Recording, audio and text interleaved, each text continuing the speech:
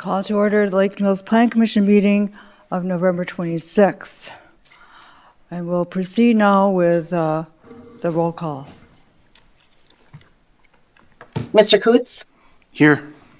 Ms. Lazaris? Here? Mr. Grady? Here. Ms. Curler? Here. Dr. Mason? Here. Thank you. Item number 3, correction and or acceptance of the meeting minutes of August 27, 2024. I'll move approval. Second. It's been moved by Dr. Mason and seconded by Ms. Curler to approve the minutes of August 27th. Any discussion? All right. In that case, we'll proceed with the roll call vote. Ms. Lazaris? Aye. Mr. Grady? Abstain. Ms. Curler? Aye. Dr. Mason? Aye. Mr. Coots? Aye. Motion passes. Aye, thank you. Next item is item number 4, questions and public comment. The public may address the commission at this time regarding items on the agenda unless the item is the subject of a public hearing. If your comments pertain to a public hearing, please hold your comments until the hearing.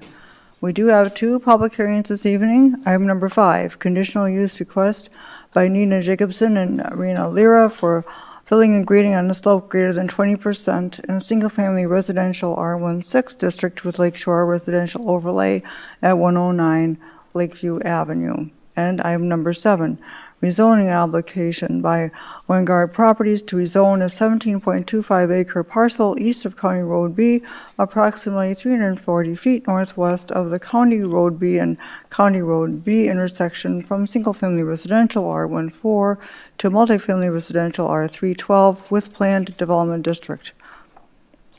Public comment may also be made at this time on items that are not on the agenda if you have registered with the city clerk before the meeting. The state's open meeting law discourages action by the commission on items not listed on the agenda. Please keep comments limited to 3 minutes. State your name and address when starting comments. Also fill out the sign-in sheet at the podium for people online. Please follow the Zoom link or the phone number listed on the Plan Commission agenda. Are there any public comments at this time? And is there anyone commenting online? In that I don't have case, anybody online. sorry? I don't have anybody registered online for public comment. All right. Okay. All right. Thank you. In that case, we go on to item number 5. Public hearing, application for a conditional use request from Rena Jacobson and Rena Lira in the single-family district R16 for Lakeshore Residential Overlay for filling and grading on a slope greater than 20% within 300 feet of the shoreline and an alternative vegetative cutting plan at 109 Lake View Avenue, parcel number 246071311433049. And before we commence with taking testimony, and I'd like to call on Mr. Evenson to give an overview of this application and your recommendation. Sure. Good evening, Plan Commission. Not sure if any of you guys made it down there to lay eyeballs on this one, but I can say with some utmost confidence this will be the smallest property you guys ever get a conditional use application for. I went down there again today to just kind of make sure everything was how I had thought it was, once all the leaves and everything are down. But it's a very narrow, very small parcel. It's overgrown. They do have some existing wooden stairs on there now. And if you saw the landscape plan, they want to replace the wooden stairs with some natural stone. And then they want to create an area for storing the pier. Mostly they said that obviously they would use it in the summertime when they're down there using the lake. But ultimately right now when they pull their pier out, it's just kind of at an angle sitting on the hillside there and not very conducive for maintaining that at all. So the other kind of a unique situation with this parcel is the city has a stormwater discharge going out on their property, so they kind of had to accommodate that when they were laying out their landscape plan. And I know there's talk of redoing this road in the next 5, 6, 7 years. But until that time, this thing's going to be utilized, and they were gracious enough to kind of almost create a little landscape design plan around it to maintain the erosion control there and keep that in place. And the last thing that's really not done as far as me wanting to or feeling comfortable with is the retaining wall itself. We're waiting for engineering. There's the landscaper with ground effects.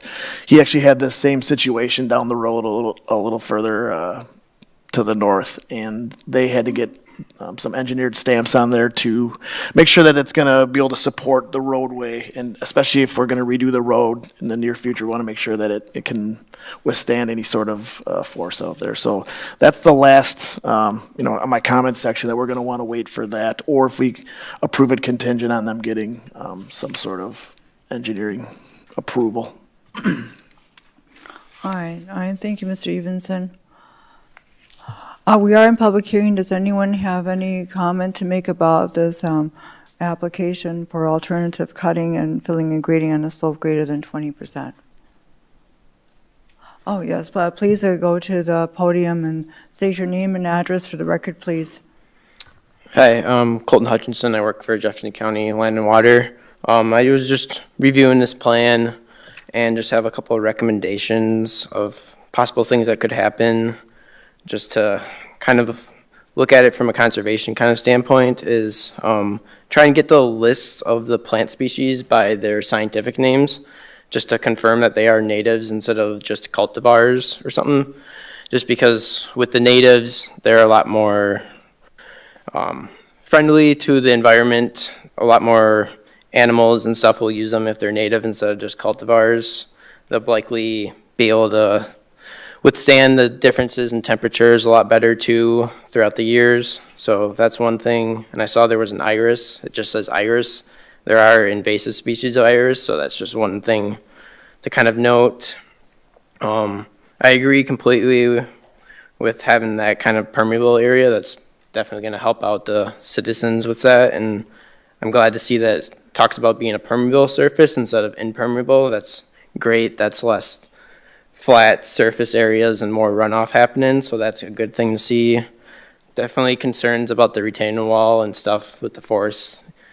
Make sure it's designed well so it can take that force and not erode or collapse in the future, so that's definitely a good thing to have checked. Otherwise, definitely the riprap, it sounded like the owners were gonna go by the DNR code, which is great to do, and then also that riprap kind of down below the storm drain is definitely a good thing to have, just because I saw from some of the pictures that it looked like it was just kind of eroding in and bellowing down, and that's just constantly putting sediment back into the lake, where if you put that riprap in that rock, that's kind of like a hard bottom, and it's less likely to have erosion happen in the future. So those are all good things.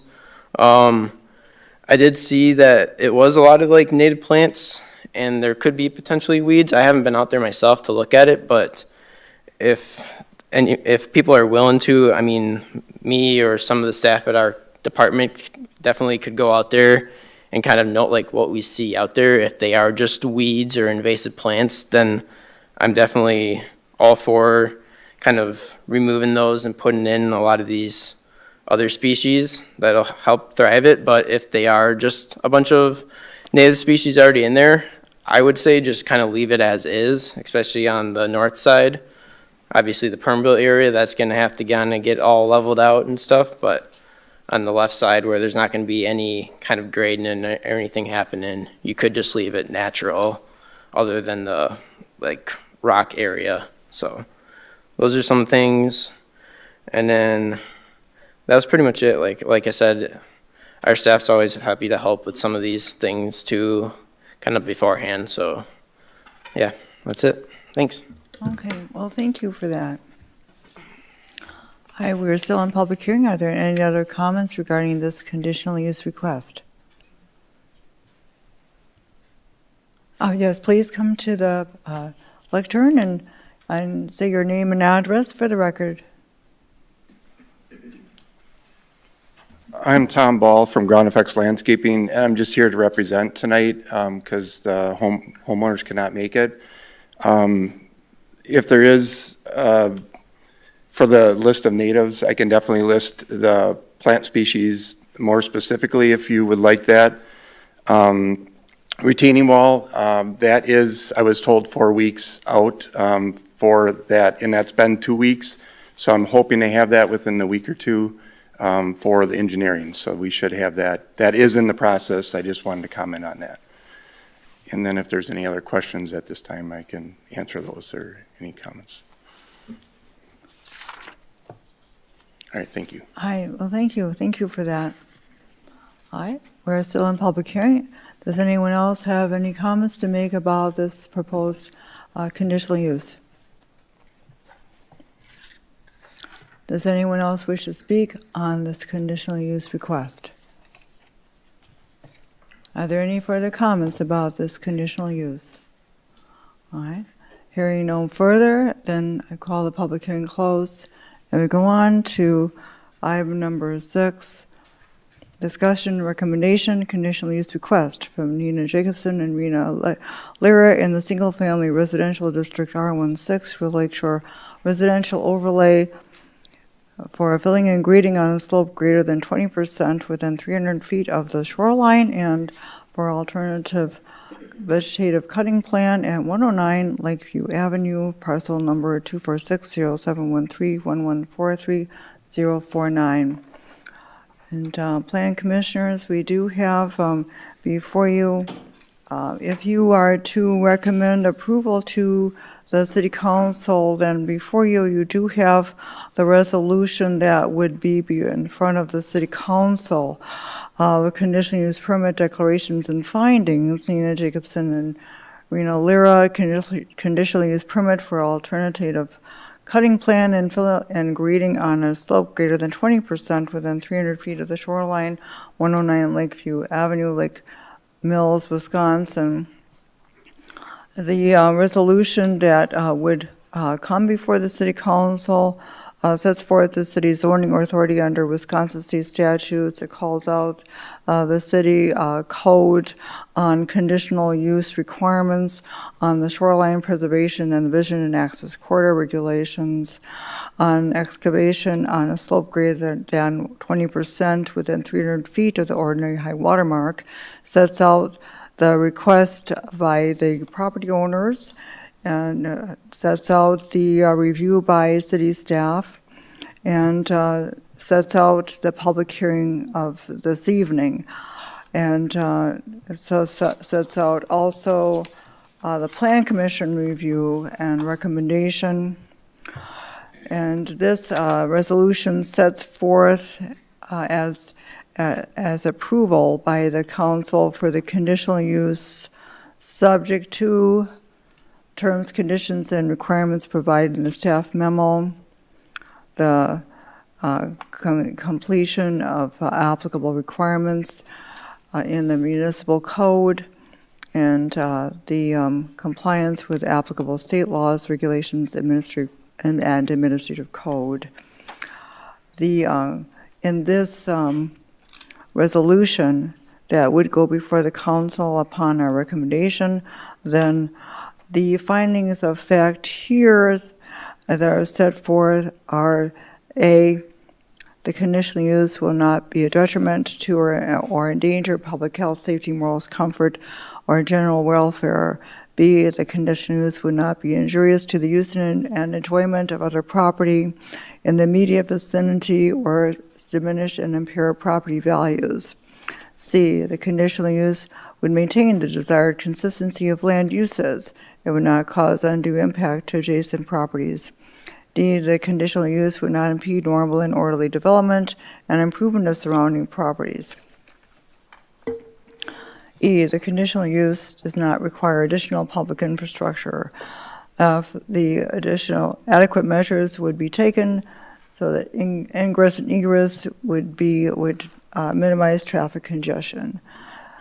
G, the conditional use shall conform to the applicable regulations of the zoning district.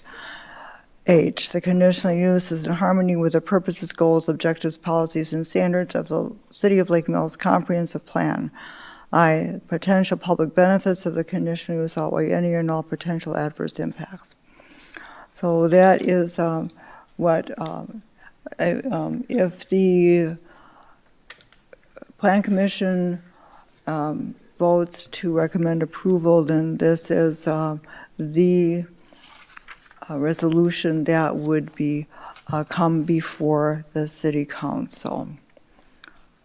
Is there any, does anyone have any questions or comments concerning this proposed conditional use? Yeah, Ms. Yes, I do have a question for staff. I don't know if this is a question for Troy or perhaps our city attorney, but what is the arrangement for the city to have stormwater drainage there? I know there are another number of other road stubs, along that shoreline where the city retains the ownership and has the storm sewer. So do we have any concerns about just what's the ownership, what's our right to have storm sewer drainage down there? And how that would be affected by, the project. This is really going to be probably Dan would answer if he was a little bit better prepared for this question. But what I understood talking with Dwayne and Randy, that we would just let them maintain it until we're no longer using it when the road gets redone. They said there's a high likelihood that that's going to get relocated to an area that's better situated to filter and get down into the lake versus right where it's at. So I think this is a short-term situation anyway, but there was no talk of us getting any sort of legal document during this conditional use to maintain it. I think because it's there and it's being utilized, and the home or the property owner showed no issues with it being, maintaining, as long as, we all acknowledge it, and then they were going to be able to landscape around it the way they wanted to, instead of us just dumping our riprap around it, to do what we would normally do to maintain it. Okay, thank you. So, and I appreciate you clarifying that, because I didn't understand that, that may get relocated when the road is redone in a few Yeah, years. that was highly likelihood that it's going to get Okay. capped off or relocated for sure. Okay, So this outlot, and I'm looking on Jefferson County land records right now, but this outlot is at the kind of the lake side of the intersection of Lake View Avenue and Lakeshore Drive there. There is, I don't see a recorded easement on Jefferson County's website, but that doesn't mean it doesn't necessarily exist. And the infrastructure itself has been there for a long time. I would assume, we've dealt with this in different areas. Oftentimes it has been formalized. In this specific area, because of the meeting of the two roads and where the ordinary high water mark and the right-of-way actually sets, I'm not sure right now about the positioning of that infrastructure, whether or not it is on their property, whether or not it's arguably in the right-of-way. We probably should formalize that at some point in time. I do agree with Troy that the redevelopment of Lakeshore Drive, if and when that happens, will certainly affect all of our stormwater management in that area. So wait and see approach on this one is maybe appropriate. In the meantime, I can look into whether or not that's shown on a plat map, whether or not the city does have rights beyond just like an easement by necessity, because that stormwater has to go somewhere and the infrastructure is there. So I'm not really prepared to answer this. It is a unique location. It's a unique outlot from an interior that's connected to an interior lot some distance away. And really, the key part to me is the intersection of those two roads and where the ordinary high water mark is compared to the right-of-way. So not the best answer right now, aware of it. I definitely trust Dwayne's knowledge and expertise on this issue. He's been involved in a lot of design and a lot of issues in the city of Lake Mills through time, and we're definitely aware of it. But I guess that's kind of the best I have right now. okay, thank you. All right. Plan commissioners, are any other questions or comments on this? Just want to thank the homeowners and the landscaper for bringing this to the city's attention in advance of actually doing it. So, thank you. And are you prepared to make a motion? Yeah, I'll motion to approve Resolution 2480. Mr. Coots will second. All right. It's been moved by Mr. Grady and seconded by Mr. Coots to recommend approval of Resolution 2480 to the City Council. Any further discussion? Just one more comment, if the contractor could follow up with Mr. Evenson to clarify the species of iris, just so we can verify the native species, as Colton. Yep, I'm gonna catch them on my way out right here, Okay. and then I'll get those for sure. Okay, thanks. All right. All right. Is there any further discussion on this motion or second? All right. In that case, and we'll proceed with a roll call vote. Mr. Grady, Aye. Ms. Curler, Aye. Dr. Mason, Aye. Mr. Coots, Aye. Ms. Lazarus. Aye. Motion passes 5-0. All right, thank you.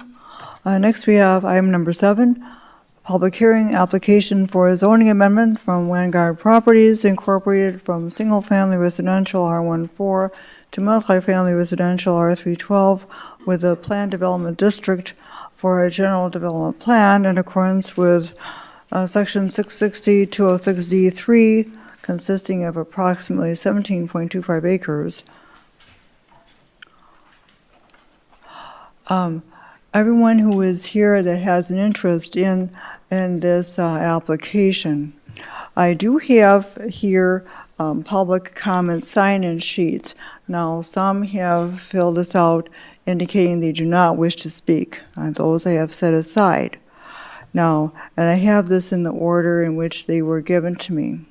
So when I call your name, then please go up to the lectern, and we already have your name and address. Unless you're an imposter, then we'll assume it's you.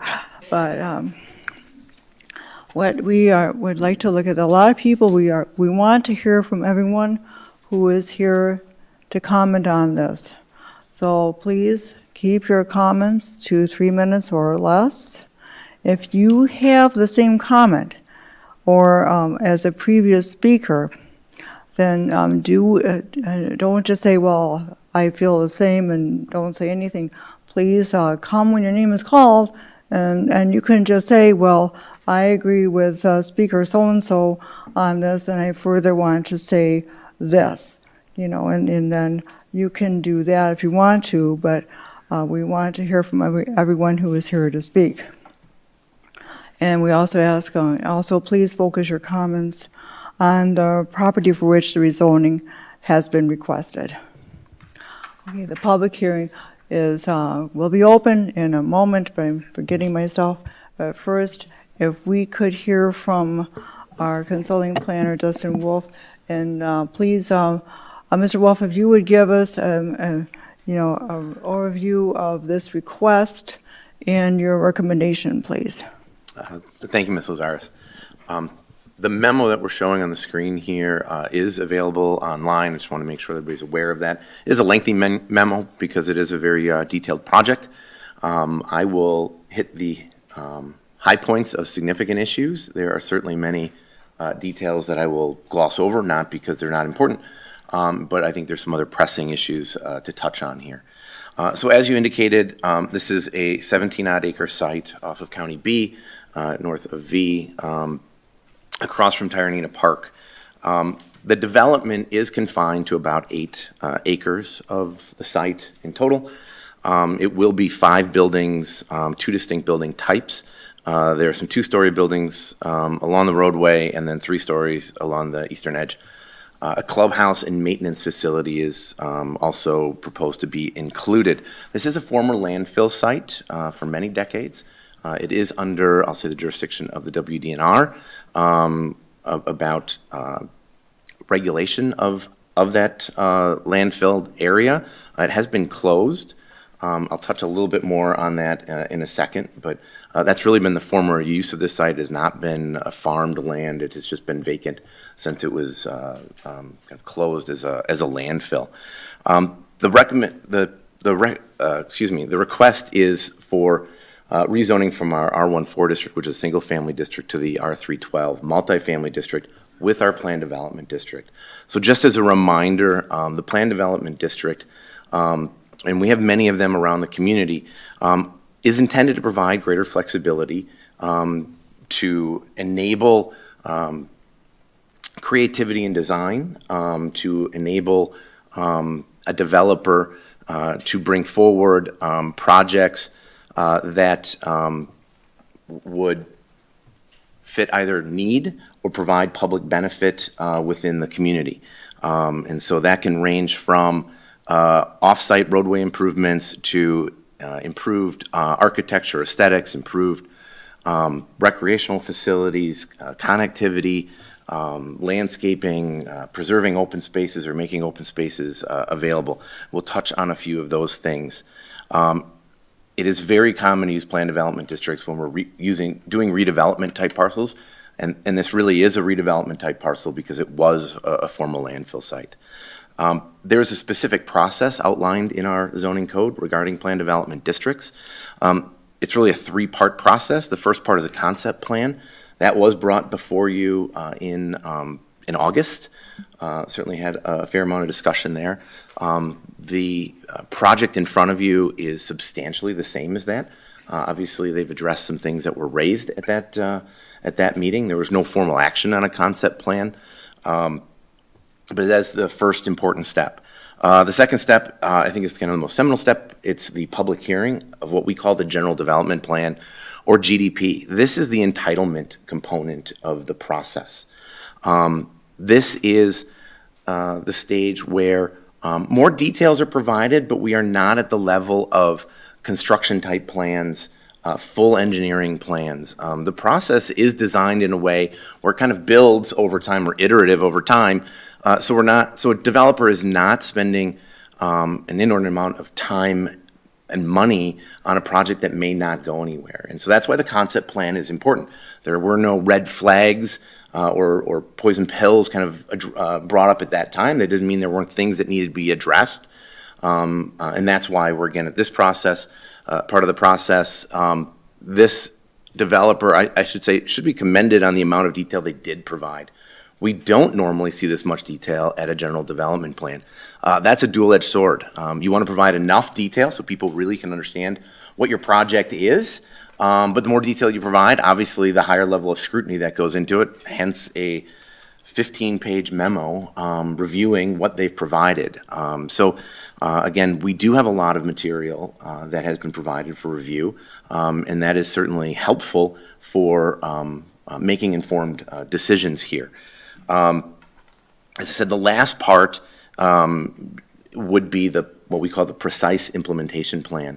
Again, a general development plan may be constructed in phases, right? So they may only come forward with certain parts of the project. This is, I'll say, a relatively small project in acreage, 17 acres. It is not uncommon for planned development districts to be 40, 50, 60 acres, right, with multiple different use types. And so things get done in phases, which is why we have the precise implementation plan. General development plan this is the uses, this is the relationships of uses on the site and to surrounding properties. Here are the issues that they're requesting.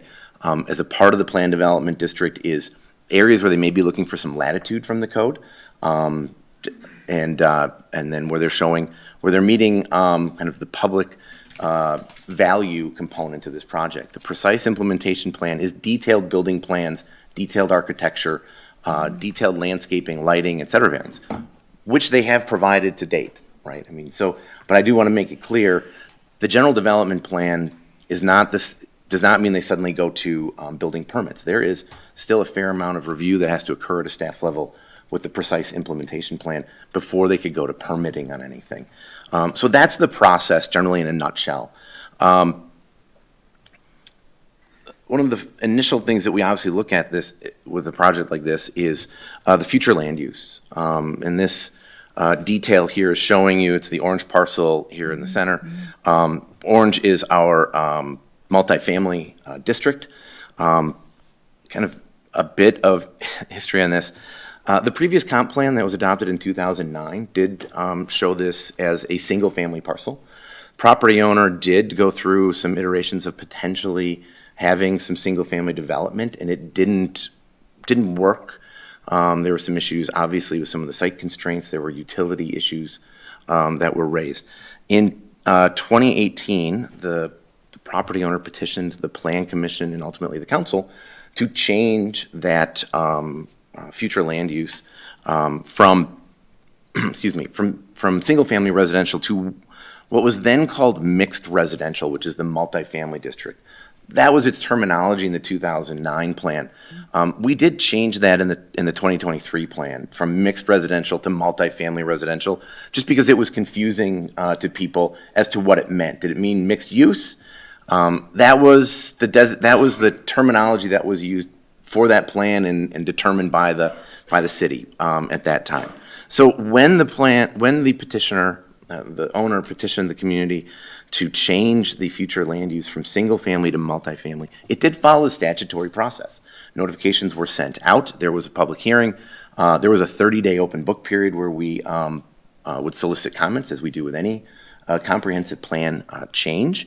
And then ultimately, the council at that time, Plan Commission and the council at the time, determined that it warranted, based on meeting criteria spelled out in the long-range plan, to change it to multifamily residential. The 2023 update that we just recently went through continued this multifamily designation, brought it forward, as there was no specific requests to change it from the public or through the Plan Commission or council review of this. There was no issue, I guess, raised about it at that time. So that's how we've kind of gotten to where we're at as it being shown for multifamily residential. And it does go back to what's around it. The park is across the street. To the east of it is farmlands that will be perpetually conserved because there's a conservation easement on it. The northern part of the site has environmental issues, wetlands, and then the interstate is there. There are obviously a handful of single-family residences located in the town adjacent, but it is also located on generally two county trunk highways, B and V. That's important to understand because the 2040 comprehensive plan specifically addresses a number of these things, and they're provided here in bullets. I'll hit a handful of them. But the Plan Commission and the council did talk at length in the 2040 plan update last year about how to handle multifamily residential and missing middle items.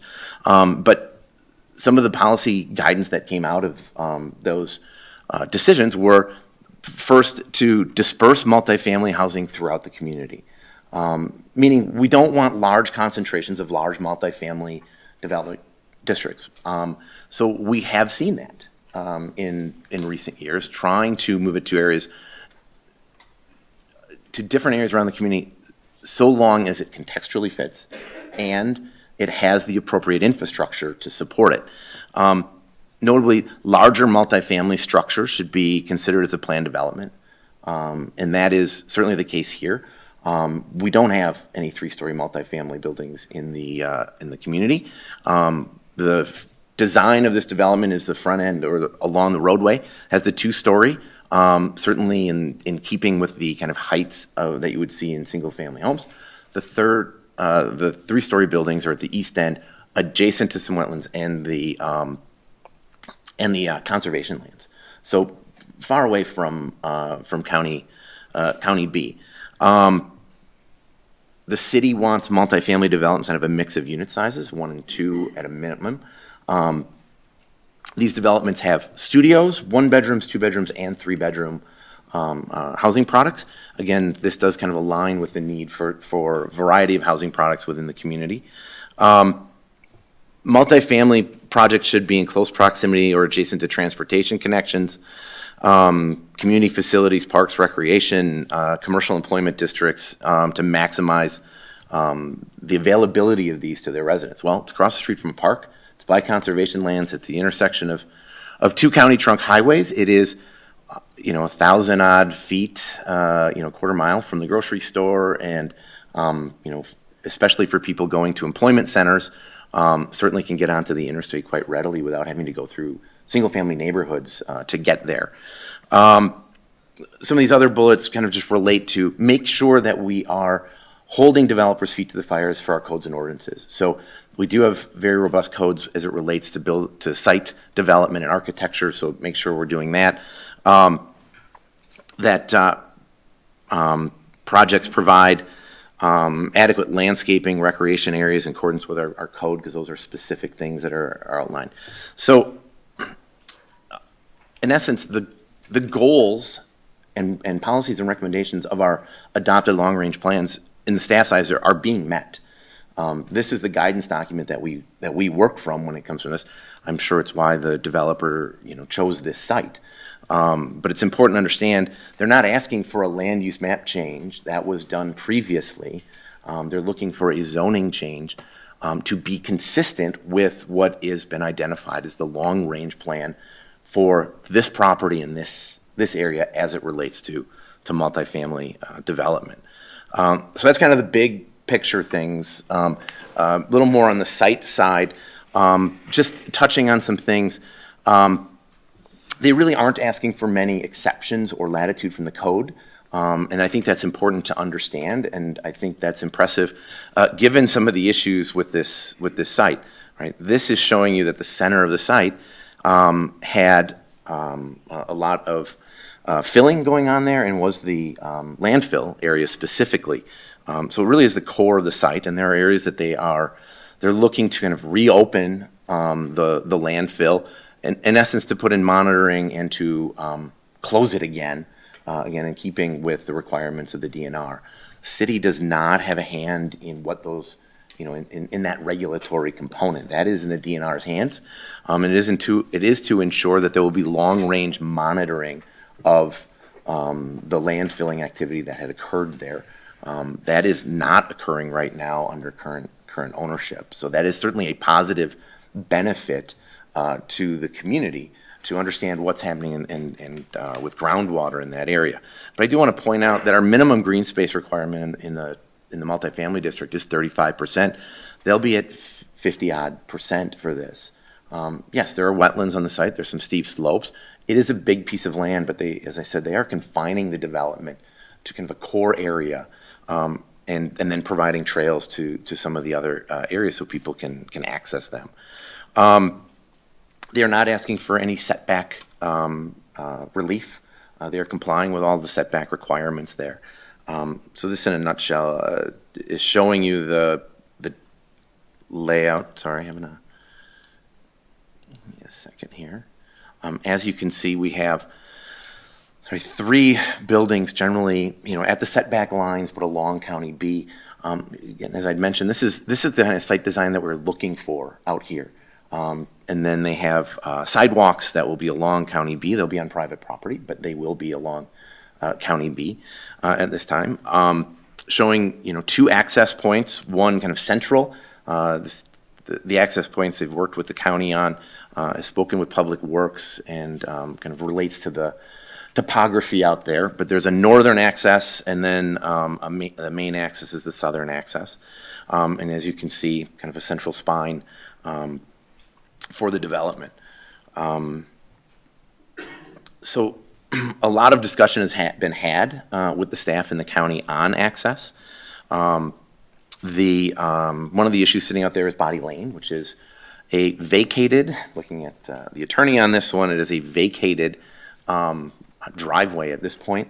That driveway does go through this property, right? They don't have their own access on their own private property, and so this development is showing a paved connection to that.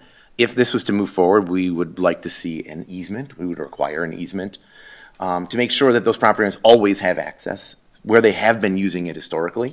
But the developer has certainly made sure to include it in their development plan, that there will be a paved access out to County B.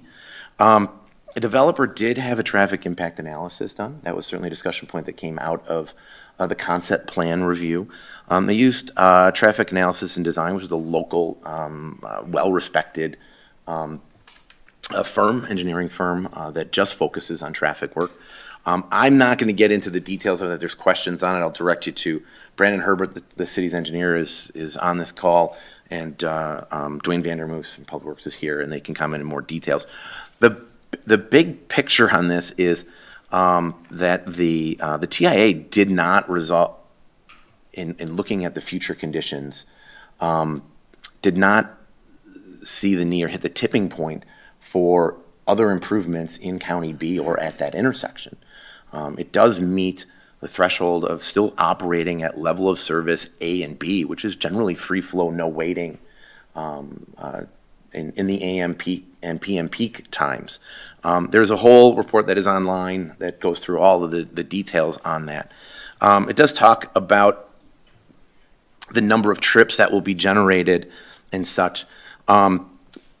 But based on that, in conversations that the developer has had with the county and with the city staff, was even though the TIA did not require, based on industry standards of certain thresholds for improvements in County B, we want to seek improvements in County B to make sure that traffic is not impacted out there. The developer did provide details for doing I'll say bypass lanes on the west side of County B, and in case there's somebody southbound on B making a left-hand turn into the development. And then a more gradual taper for northbound movements to turn right into the development. It is the city's recommendation that the taper be a formal turn lane into the development on the east side. In essence, to get turning traffic out of mainline traffic, right? Rather than being able to take the turn, to turn in without having to slow down considerably, let's get them out of traffic and then let them make their turn so we're not inhibiting anybody traveling north on B. We are not recommending that the bypass lane be put in. And the reason for that is very logical. And this is, as you can see, there are no improvements out there for biped, but they will have pedestrian improvements on the east side of this. But the bypass lane, in essence, would likely or be very close to where the sign is, or the tapering back in. This kind of red, there's a little circled area, and you can see some trees here, some oaks. The bypass lane would impact those oaks, likely require their removal. There is not going to be a significant number of turning movements, left-hand turning movements for people heading south on B. Traffic will by and large be coming from Tyranina onto B and turning right into the development. So we don't want to see that type of impact to the park. We don't want to see that type of impact to the trees are there. I know that the city has a pilot tree protection policy that's developing. Again, this would probably require some of that removal, and it wouldn't have that significant an impact on traffic because there are just not that many movements turning in there. There are some other guide towers that would need to be moved. So again, what we're requiring as a part of this is a dedicated turn lane for northbound traffic into the development. Parking is an issue that they are asking for relief from. We talked about this at length at the meeting in August. Again, their developments that they have constructed, Conomowoc, Wauwatosa, out in the Madison area, they have used about 1.4 to 1.5 parking stalls per unit. We require 2.5, which is certainly, I'll say, a safe number. It requires one indoor or covered stall per unit, and then one outdoor stall per unit, and then a half a stall per unit for visitors. This is an area where communities are kind of all over the place when it comes to the amount of parking required for multifamily developments. Some align with what the city has at about 2.5 stalls. Many are about 2 stalls per unit. More recently, communities, especially seeing redevelopment, are going to number of stalls based on bedroom type rather than simply unit. Wauwatosa uses that standard, and it's 1 stall per studio and 1 stall per 1 bedroom unit, 1.5 stalls per 2 bedroom, and then 2 stalls per 3 bedroom. Based on that threshold, this development would be required to have 261 stalls, and they're providing 263. Our code certainly has worked for the development types that we have had. We have not had a true urban type development, a 3-story development type, and especially one that has a range from studios to 3 bedroom. The discussion for the Plan Commission here is whether or not the real-world experience of the developer has kind of value to you. There are other developments have been following their threshold of 1.4 to 1.5 stalls and per unit, and have worked in those communities. So it could be a situation where we require way too much, or way too conservative in our parking requirements, or our code really just applies to a traditional kind of suburban multifamily development type. So that is something that the commission will need to weigh in on. Staff's perspective is other communities have gone to parking based on unit types or bedroom types, and it has been very effective. And so staff is comfortable with following that threshold. It has worked in places that have many more multifamily units than we have. And, you know, the village of Wauwatosa, certainly, if you've ever been down there, is a true historic downtown. And this requirement has certainly worked there to ensure adequate off-street parking for these development types. But it is something that they are asking for a specific relief from the code on. Again, I touched on sidewalks and walkways. There are recreational amenities provided. There's a very detailed landscaping plan that has been provided at this juncture, which is great to see. It meets all of our requirements. It's very robust for perimeter plantings, parkway plantings, especially foundation plantings. The planting sizes meet or exceed our code requirements. So very comfortable with that, even though we're not really approving it tonight. Just want to say that thought has gone into this at this point in time. They did have wetlands delineated on site by an assured delineator. The wetlands are nowhere near the actual disturbed areas. They are on the north end of the site, and they are looking at putting some pathways up there so people can walk into that area. Building site lighting has been provided. It meets our thresholds of 3.2 foot candles. Just by comparison, foot candles in here is over 10, so 3.2 is much lower. It's really what you need because it's very low ambient light out there. So you don't want too much light. You obviously want to make it safe and visible. There was no light trespass, but you don't want to have a hot spot out in an area that has very low ambient light. They did provide structural details for refuse and recycling, complies with the requirements. Stormwater management details aren't required now, but have been provided. The engineering staff is working through all of those. Again, that's an item that is really detailed out at the PIP process component. Get into the detailed engineering. Utilities would be brought to this site.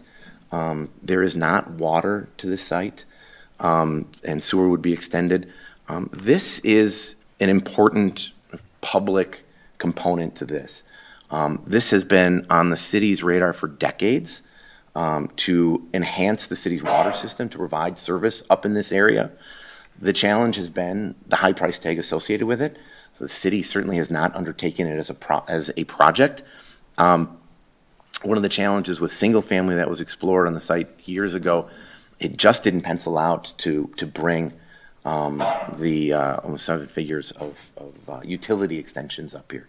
A project like this does make that possible, makes it practical.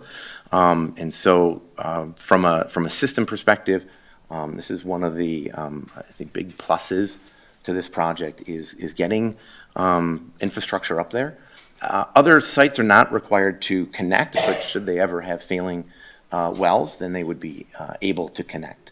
The recent development of the bank out there, that is not connected, but if water came through, they would be required to connect immediately on that. The second area where they're really looking for some latitude from the code requirements is on unit sizes.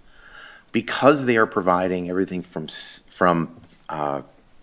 studios to 3 bedrooms, they are looking to have an average of certain unit sizes where we have a required minimum of 800 square feet.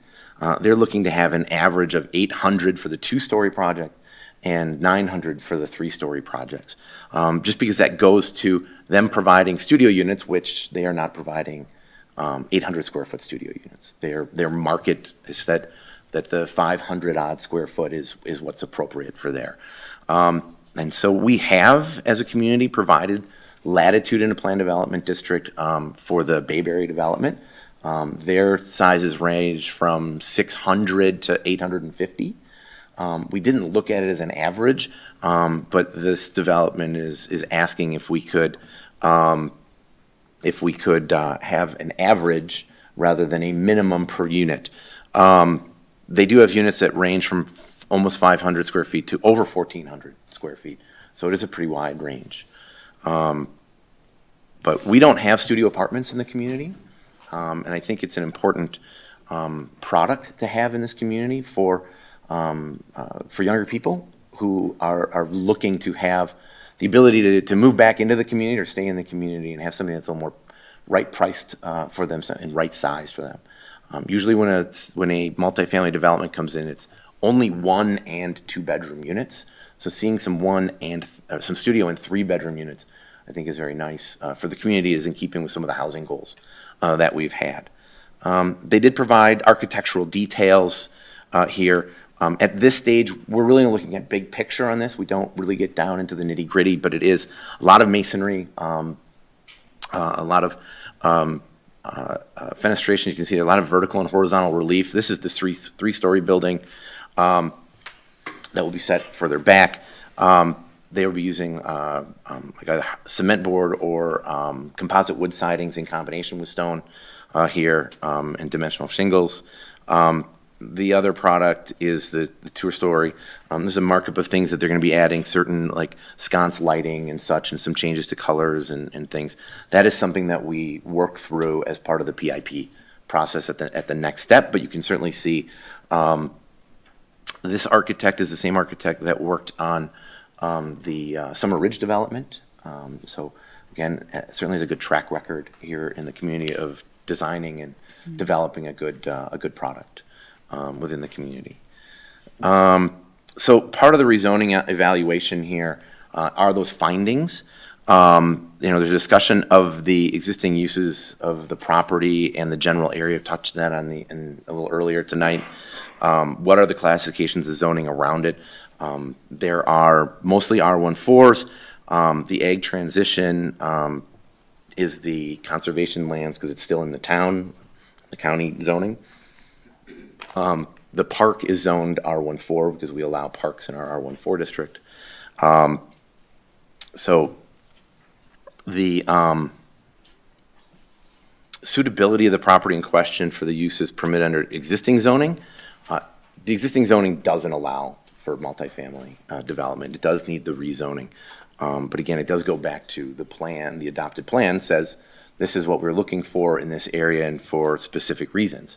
And it's because there's a park across the street, because it is at the intersection of county trunk highways, because it is near services, because there is conservation land to the east, so there won't be more development to the east of this. And then the trend of development in this area.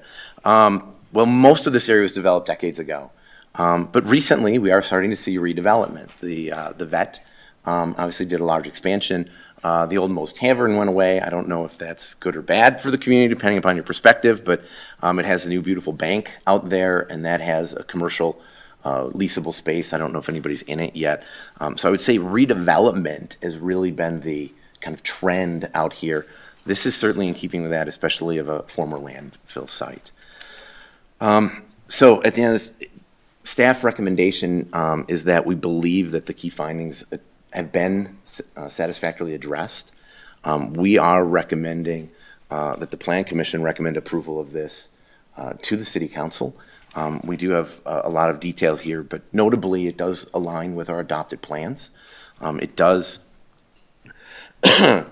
provide for public benefit for infrastructure improvements, better architectural design, meeting with some of our urban design and housing goals within the community, that the redevelopment of this site is consistent with the redevelopment trends of this area, that it does conform expressly to goals in Chapter 3 and Chapter 6, which is land use and housing, and then the future land use map, that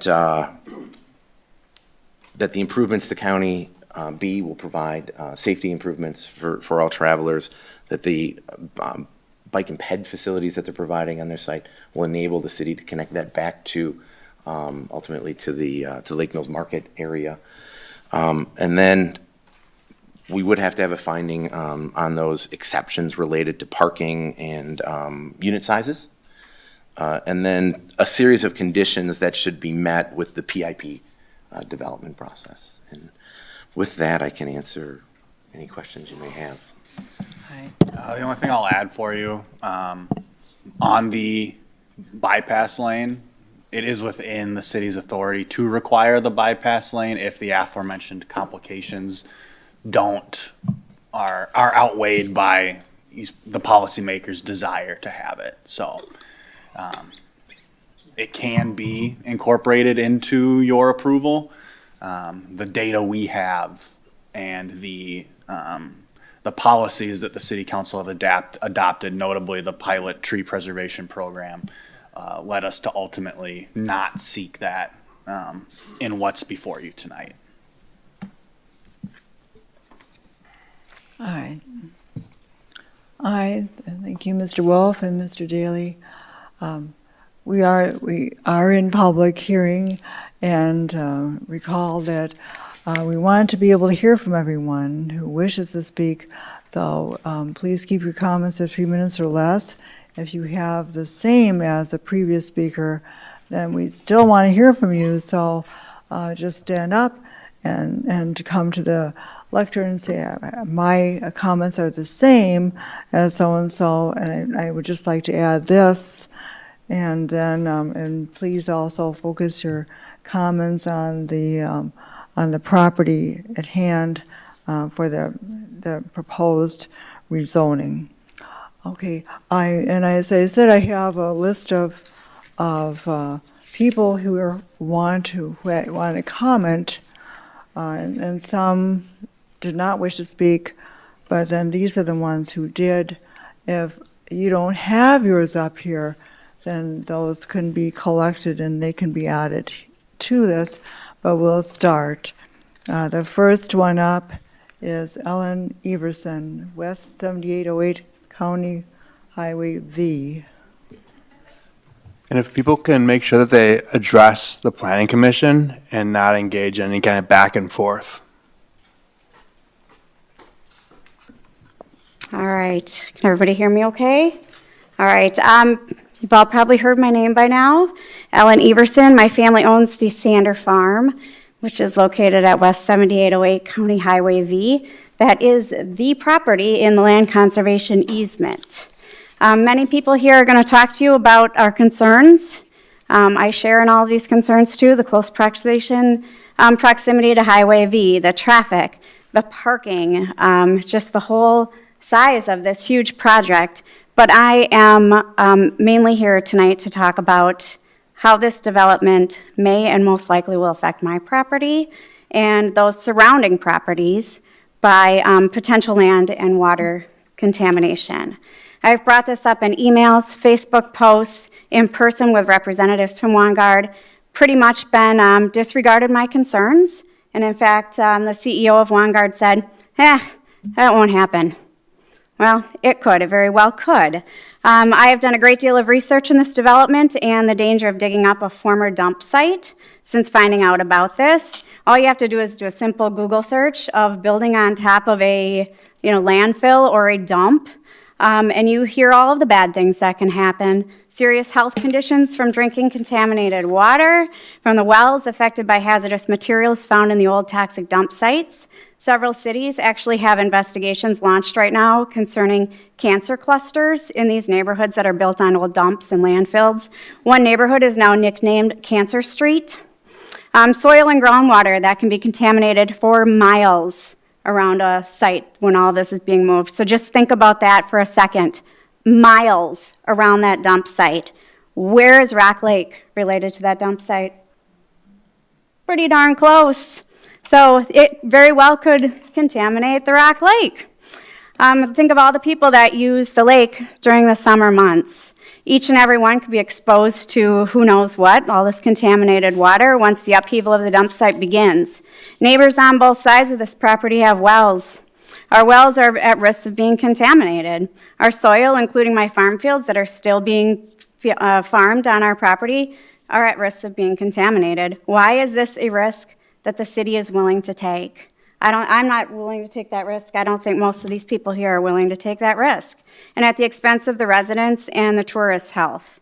I get Wangard is not, or Wangard, however you say it, they have a lack of concern. They don't live here, they don't represent this city, but all of you right here sitting in front of us represent this city. This issue alone should be enough concern to shut down this project. I did discover a 394-page document containing DNR reports on this property dating all the way back to 2005 when the Taylor family owned this property.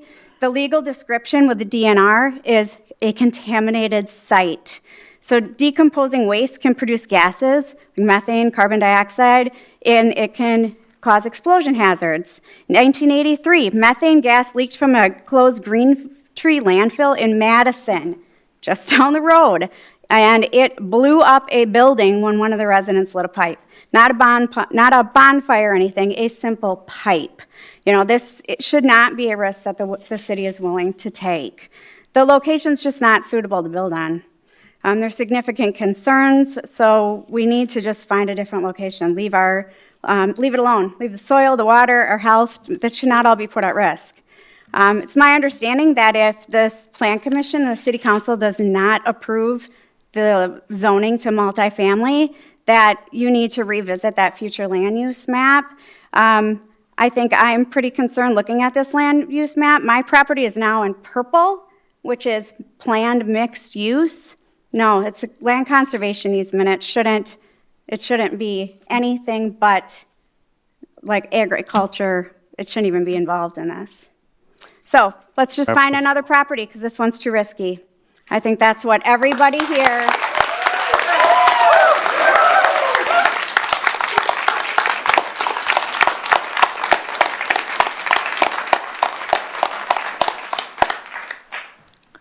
All right, thank you. The next speaker is David Weir, North 6632 Woodfield Lane. Good evening. My name is David Weir, again, North 6632 Woodfield Lane, Lake Mills. I said Lake Mills. I didn't say town of Lake Mills. I didn't say city of Lake Mills. Lake Mills. We're a community. We're neighbors. We need to respect each other. And that's the problem here. I've lived here for about 17 years. I'm a retired attorney now. And I saw this coming up as a thing in the last couple months. And I just scratched my head and I said, what's the right word for this? And being an attorney, we work with words. And I went to the good old Oxford Dictionary. Definition: something, especially a building, that is very large and is considered unsightly, a monstrosity. Something that is outrageously or offensively wrong. This is a monstrosity, putting this planned development on on this piece of property. It pays absolutely no respect to your town of Lake Mills neighbors and the type of community that has developed here. When you say you're from Lake Mills, what do people say? Oh, you've got that beautiful Rock Lake. And you're trying to soil Rock Lake with this monstrosity of an overbuilt development. The lack of respect here is clear in its density, its appearance, and its layout, shoehorning this thing right next to B. You take off on your bike, you'll be in someone's living room and a couple of pedals. It is so close to the road and so tall. You've got some multifamily communities in the town of Lake Mills right along B. They respect the community. Those two condominium developments, they're set back. There's green space between where the public goes and where those properties are. Not hammering you on the head with these 2- and 3-story buildings right up against the road. The fact that they're asking not only that you go from residential to this multifamily, but then make exceptions for them on parking and studio size, show they are not respecting this community. I lived in Wauwatosa. You mentioned that, Wauwatosa, Milwaukee, other developments that this place has done, we don't need 2.5 parking spaces per person. That's not right. All those places have something in common. They're either subject to public transportation or they have side streets for all the excess parking. This is landlocked. You are squeezing too many people in to a small place, and to give them additionally the variance for just 1.5 cars, you know where the access parking is going to go. It's going to go across the street into the park. That's going to be their access point that they won't even pay for. Mr. Weir, we're at 3 minutes, if we can wrap up. I'm sorry? I'm right here. 3 minutes. If you wrap up your comments. Okay, thank you. This is just a disrespectful to the town and the citizens. And how do I judge that? The last thing I did last thing I did when I went get my hair cut, and I'm usually the guy that sits there and gets a massage and doesn't say a word. And I asked my hairdresser, any of your clients have any comments about this? Yes. Have any of them said anything nice about this? Not in your life. This is horrible. Take it from the hairdresser. This shouldn't be done. Thank you.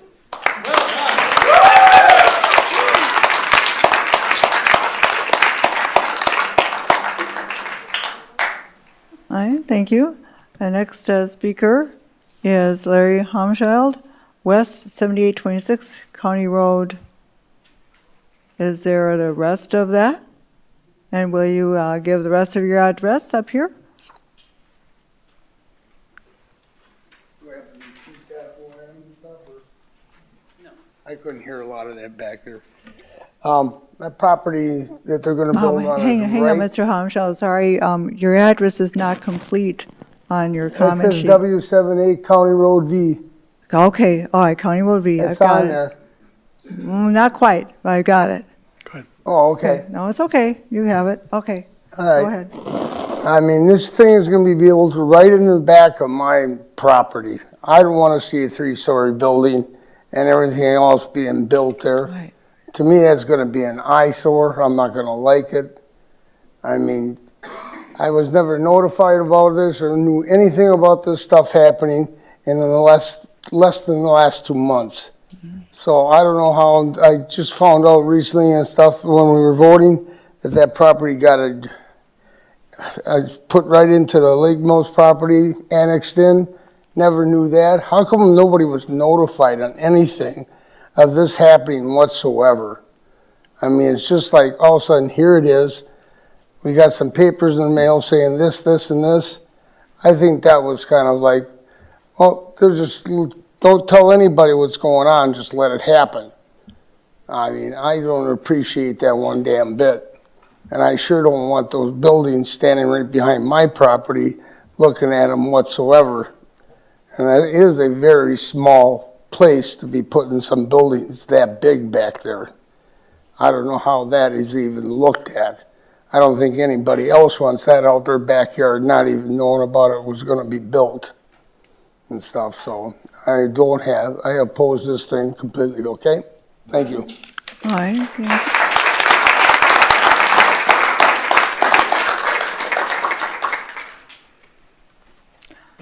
All right, next up is Andrea Turk, West 8001, County Highway B.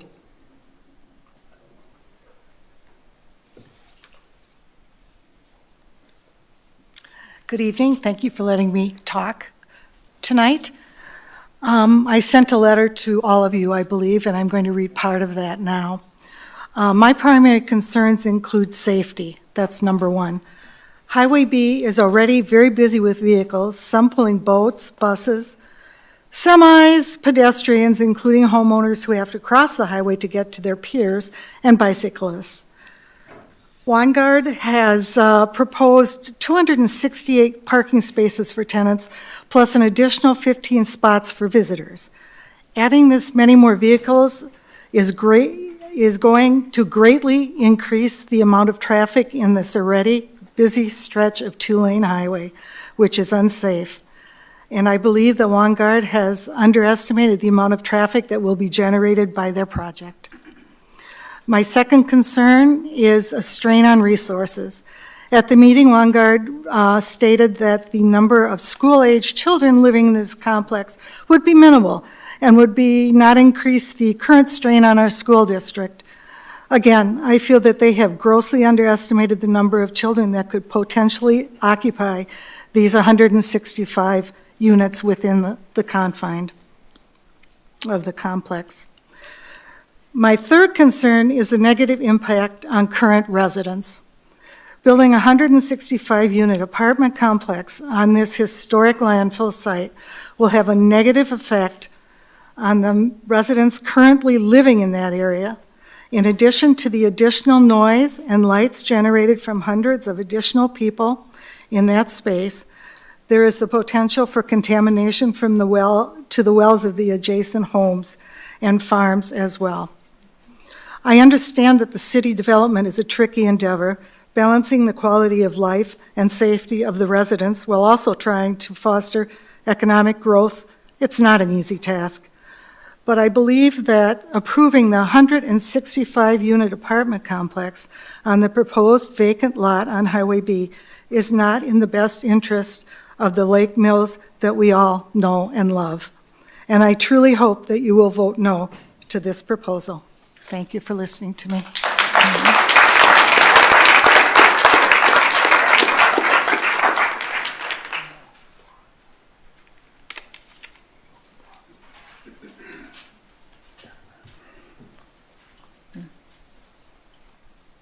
Hi, I thank you. The next speaker is Timothy Arand, West 7898 County Road B.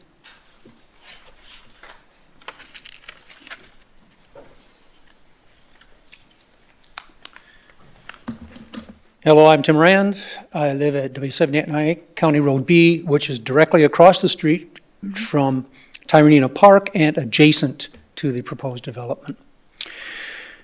I'd like to present to you, if I could, a petition signed by over 500 people. And these people are opposed to this project. You should note that many of the people who signed this petition were present last week when Wangard made a sales pitch of the position of the development to us.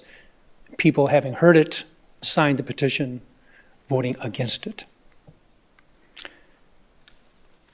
We understand that in order for Wangard to proceed, you'll have to have a zoning change.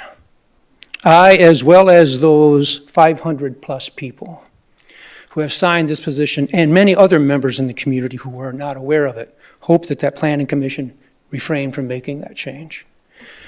You see, our home, which is adjacent to that property and on County Road B, Our home provides us with a great view of Rock Lake and Tyranino Park, but what we also see are people running and jogging and walking their dogs up and down County Road B.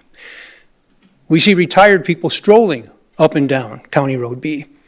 And we see countless cyclists going up and down County Road B, including a surprising number of young people who appear to be cycling from the west side of the lake into town for school activities or jobs. What we also see is a parking lot or a parking area circled right across from our home that is regularly full of people who are enjoying Rock Lake and Tyranino Park. The people who have signed this petition, as well as many others in the community, have real concerns with this. And you've heard many of those concerns already. And I don't think I need to repeat all of them, including the traffic, and you're going to hear more about traffic, the privacy of having 165 homes added right beside our house, and others in the area. Significantly decreased home values in the area. Parking congestions, environmental concerns, light pollution, and increased crowding in the Tyranino Park and other areas. This isn't as simple as it's a 2040 plan and we want more housing and more revenue. That's not what we're faced with today. That's not what we're looking at here today. This is a decision that strikes at the very heart of the Lake Mills community and what makes us such a desirable place to live. This proposed development will have dramatic negative impact upon our town, negative impact upon that far exceeds any housing and financial benefits associated with it. Therefore, I and hundreds of people who have signed this petition and others who are in this room in the community, we work here, we live here, we raise a family here, and we sincerely implore the Planning Commission to refrain from changing the zoning to multifamily housing. Our town, the citizens, and your legacy depends on it. Thanks.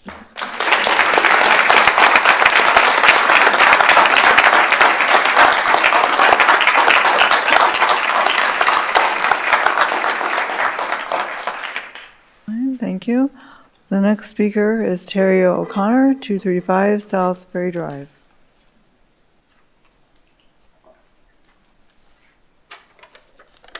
I'm Terry O'Connor, 235 South Ferry Drive. I think you're going to hear all of the negatives tonight. I don't want to repeat a lot of those, or maybe any of them. But when I heard about this development, some of the thoughts that I had was, I really think that that site, the highest use or the highest value of that site is multifamily as opposed to single, meaning, in my view, it will generate a lot more tax revenue for the city and for everybody in the city. It'll help us dampen the increase of our real estate bills in the long run. That's a plus that I would see from a multifamily. I was blessed 2 weeks ago to have a tour in the city of Middleton, Middleton Glen. They have a 3-story multifamily complex there. And I'm bringing this up only to show you what could happen to that piece of property. One of the biggest drawbacks that I'm hearing is the footprint from all of the car traffic, and it's valid. Well, in the Middleton project, what they did there, very similar to this project, they turned it into a senior citizen project. Only 2 people can live in a unit, no more. I asked my friend who lives there how many cars they have there. I called back a couple of days ago to find out because I knew we were having this meeting. He says probably half of the residents in the senior residential unit have a car. I'm suggesting that if Wangard would be receptive at some point in time of reducing their automobile footprint, that they would maybe consider a senior residential unit. A senior residential unit, besides a low footprint on car traffic, it's also a lower footprint on the sewer system, on our water system, on our police system, fire system, just about everything that we have. It has a lower footprint compared to what's being proposed. That's why I would wish that if the city does go along and change the code from single to family, that we wouldn't be voting necessarily for their project. I hope this isn't tied together, because I do think for a person family unit is the way to go to get the best revenue. Just some thoughts that I had. Sir, we're at 3 minutes. I'm ready for the booze. Thank you very much. Thank you. Any questions for me?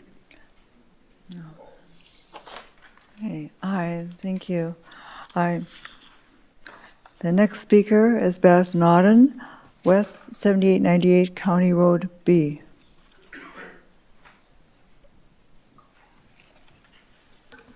Good evening. My name is Beth Naughton. I live at W7898 County Road B, across from Tyranina Park. Thank you for allowing us to view share our views tonight. I adore living in Lake Mills, and I completely understand why Wangard would desire to build a community in Lake Mills.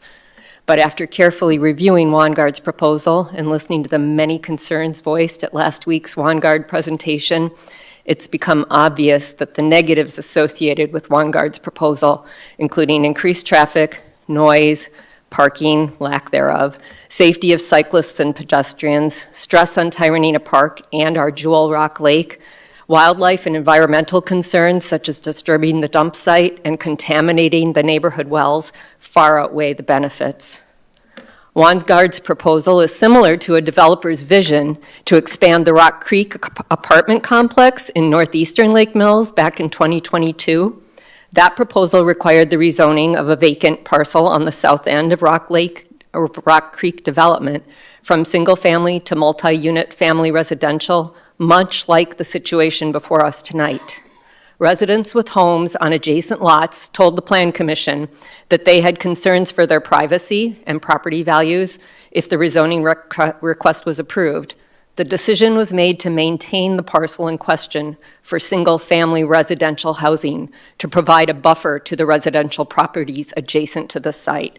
We have those exact same concerns. The home values of the residents located anywhere near the proposed Wangard complex will be severely impacted due to the complex itself, the added traffic, noise, etc. To this point, I counted and video recorded traffic on County Road B yesterday at Beatty Lane from 4:30 to 5:30 p.m. I counted 376 vehicles in 1 hour. That is more than one car every 10 seconds. This is already a significant issue for those of us living on County Road B and those using it for recreational purposes. The TADI traffic study concluded that the new development will add an additional 1,130 trips on County Road B on a weekday. Wangard is also requesting exceptions to the Lake Mills building codes on the site density, the minimum apartment size, and the number and size of the parking spaces in this community. I believe that number of deviations being considered in order for Wangard to build on the proposed site is setting a dangerous precedent for future developers to request and expect similar alterations to the code. I therefore ask the Plan Commission to reject the requested zoning change and to deny Wangard's proposed complex from being developed in this location. Thank you.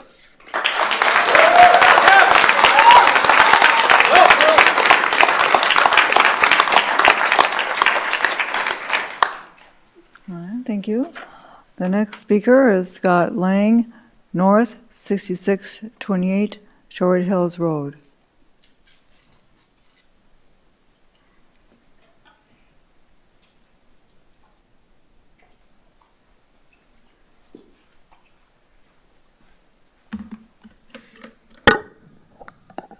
Hi, I'm Scott Lang.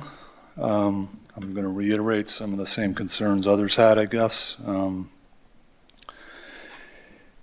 I think it's a general consensus in Jefferson County and surrounding regional area that housing is needed, and I don't have anything against Wangard personally.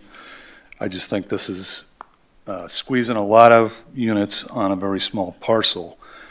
One of the measurements, I guess, that they're using is it's a 17 and a quarter acre property. If you divide that by 165 units, that's 9.56 units per acre. But they're only going to develop on 8 acres of the property, and that's over 20 units per acre.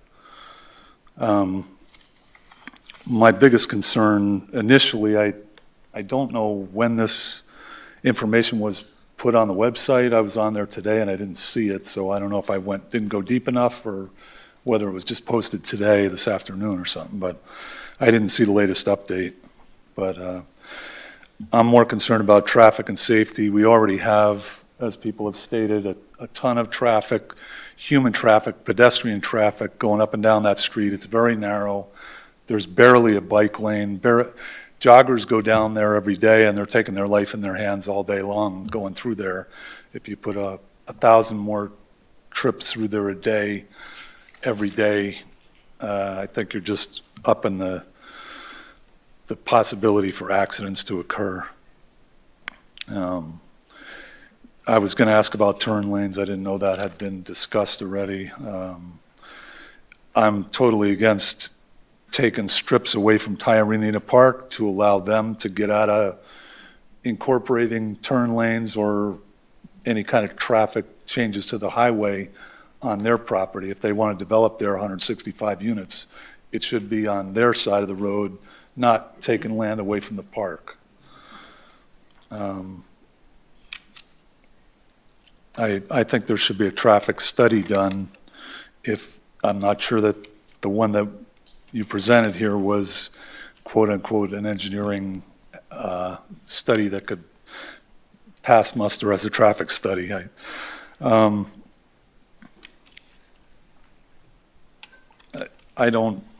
think it has to be engineered as far as how much parking they're allowing for the number of units they have. I'm not an engineer, civil engineer, so I wouldn't know. Sidewalks, they could put a sidewalk in on their side, but if it doesn't go around the corner and all the way to the market, I don't see what good an unconnected sidewalk's going to be. So, We're 3 minutes, if you can wrap up. all right.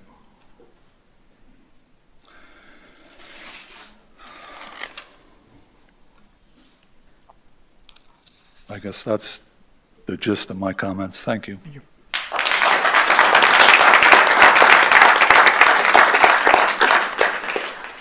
Okay. The next speaker is Jack Overbillig, North 6561 Shorewood Hills. Hi, I'm Jack Overbillig from Shore Hills Road. I'd like to address like the driveways. Will it be on V or B? And if it's on V, will that road have to be widened for entrance to the residents and a bus stop for the bus dropping off children? Okay? And then if it's on B, you're going to have to widen the road for bus to get off or for residents to get in or out. You have to put in crosswalks for people to get across to the park or for buses that drop off their children. and that will cut into the park.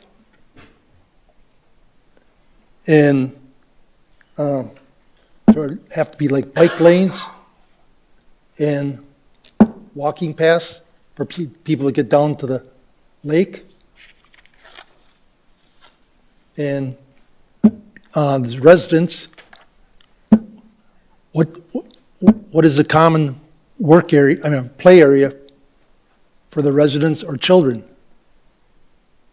And if that goes in, are you going to make the developer put in a fence along the road? Because children react before they think. So they don't get hit by traffic coming by. And why did the city annex in property across this highway if they're not going to develop it?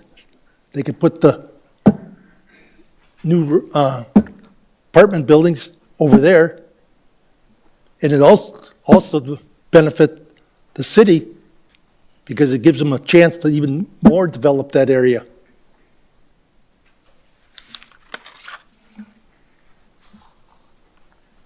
I think that's it. Thank you.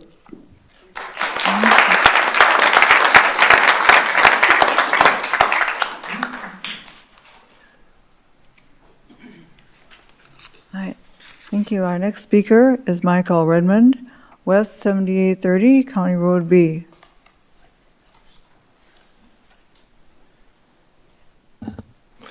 Hi, my name is Michael Redmond. I live at W7830 County B, right next to the proposal of this property.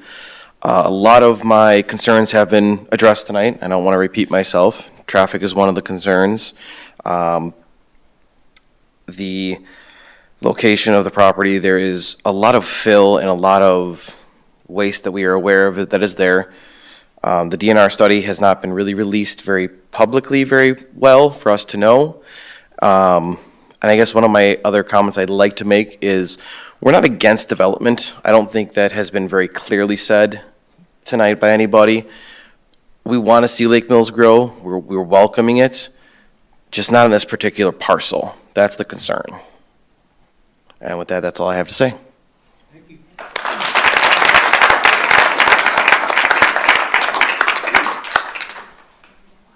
All right, thank you. Our next speaker is Steve Quant, 319 South Ferry Drive.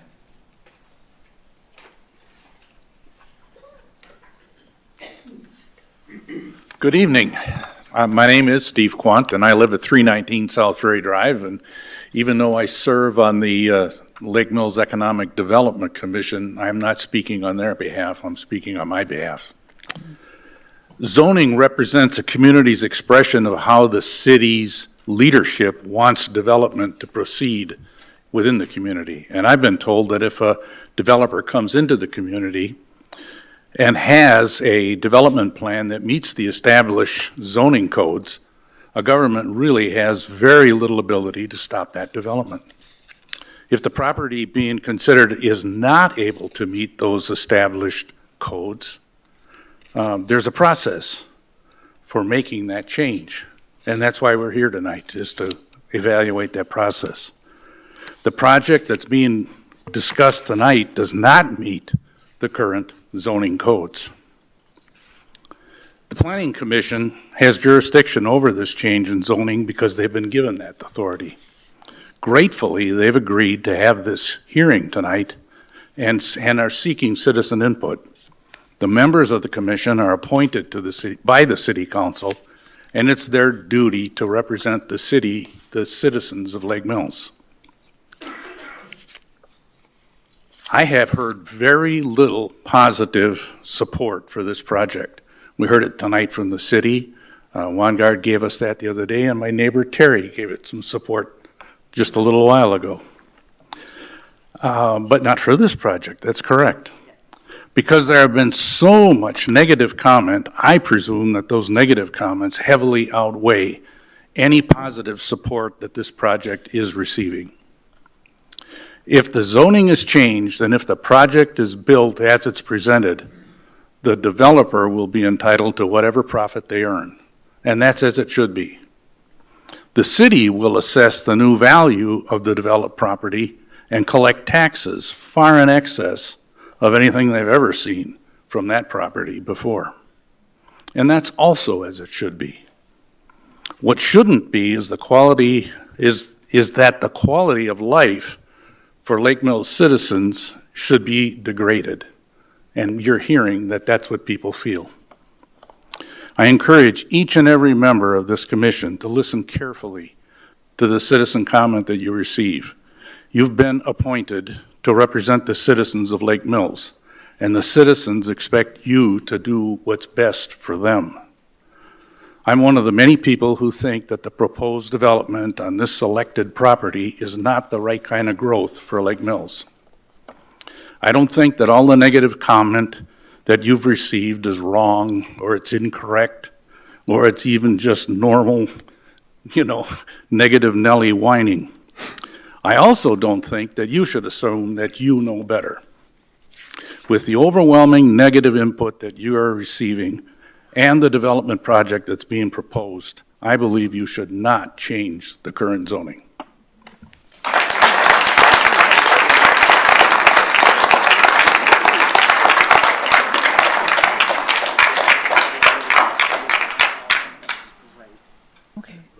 Okay. Aye, thank you.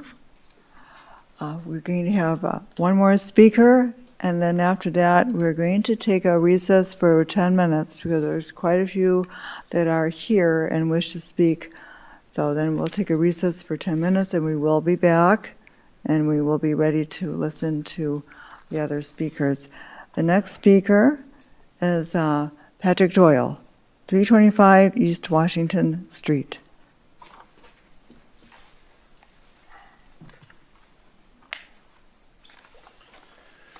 Patrick Doyle, 325 East Washington Street, Lake Mills. I'm going to be covering two areas. One, the proposed change to zoning, and another look a little bit further down the road. I'm speaking tonight against the proposed multifamily development on Highway B.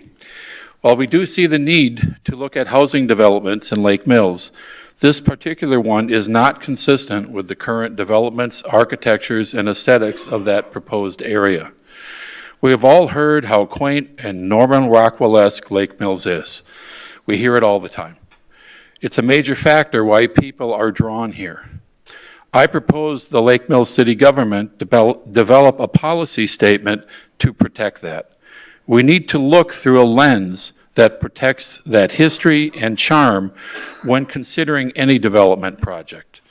We need to actively work to preserve what we have, or we fear we may lose it. The future land use map needs to be reevaluated looking through that lens. We need to protect the unique qualities and history of Lake Mills as we grow. That is progress. I would like to thank the Planning Commission for the opportunity to speak, and the community at large for their interest in our future and their willingness to speak out and get involved. Thank you.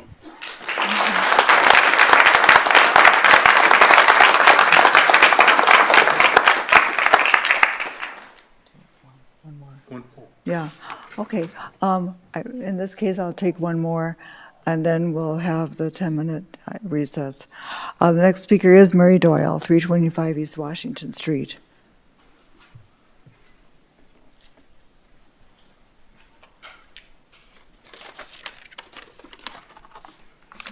Good evening. Thank you to the Planning Commission and city officials for this opportunity to speak. Oh, I forgot to say, Mary Doyle, 325 East Washington. I'd like to thank the residents of Lake Mills for their due diligence to the matter in front of us. I am here to vehemently oppose the change of zoning from single-family to multifamily for the proposed apartment complex on Highway B. I am in favor of amending the future land use map to reflect a new vision. Most of us chose to live here because of the small town, open space, our crown jewel, Rock Lake, quaint downtown, farming community, and safe place to raise a family. We are challenged to preserve the characteristics we hold near and dear. We need to stay educated and informed to the decisions that affect our quality of life in Lake Mills, such as this proposal of an apartment complex across from a lake and the park. This would open the door to future expansions along that route. In closing, I'd like to acknowledge the Lake Mills residents, whether you are here physically and chose not to speak, those online, those who wrote letters and emails, posted on Facebook, thank you. Lastly, those who watch these proceedings on YouTube or the City Channel, thank you for taking the time to do that. All of this is important in this process of preserving our lake, our downtown, our farmland, and our community as a whole. Thank you.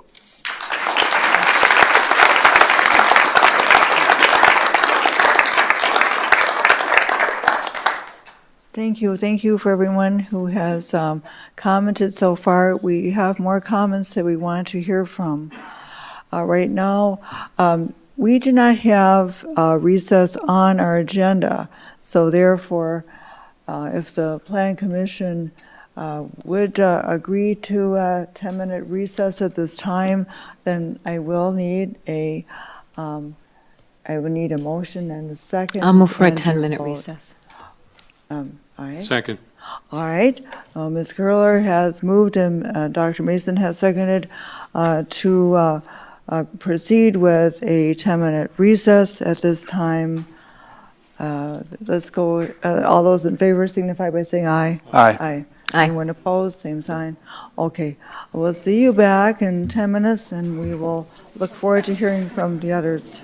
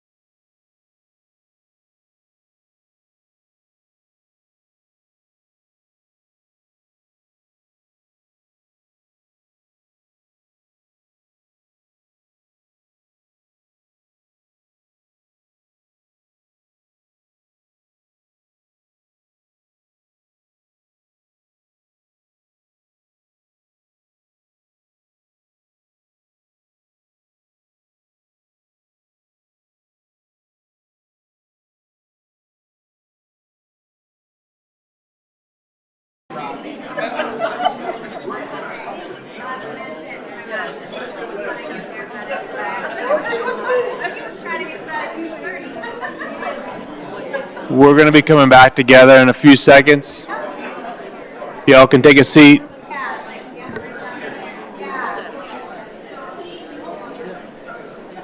Couple more?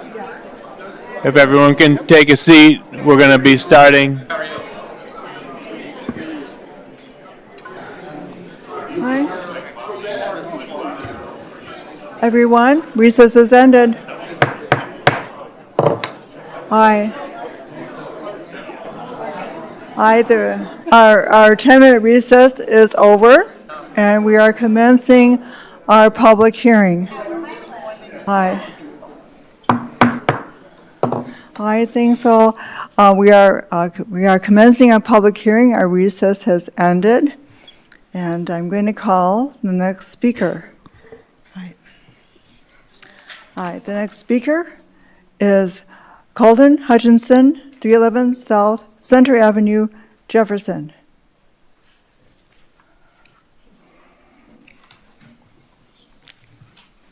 I think he was the county employee who spoke on the conditional use permit. All right. I don't know if he wanted to speak on this or not, but I don't see him. All right.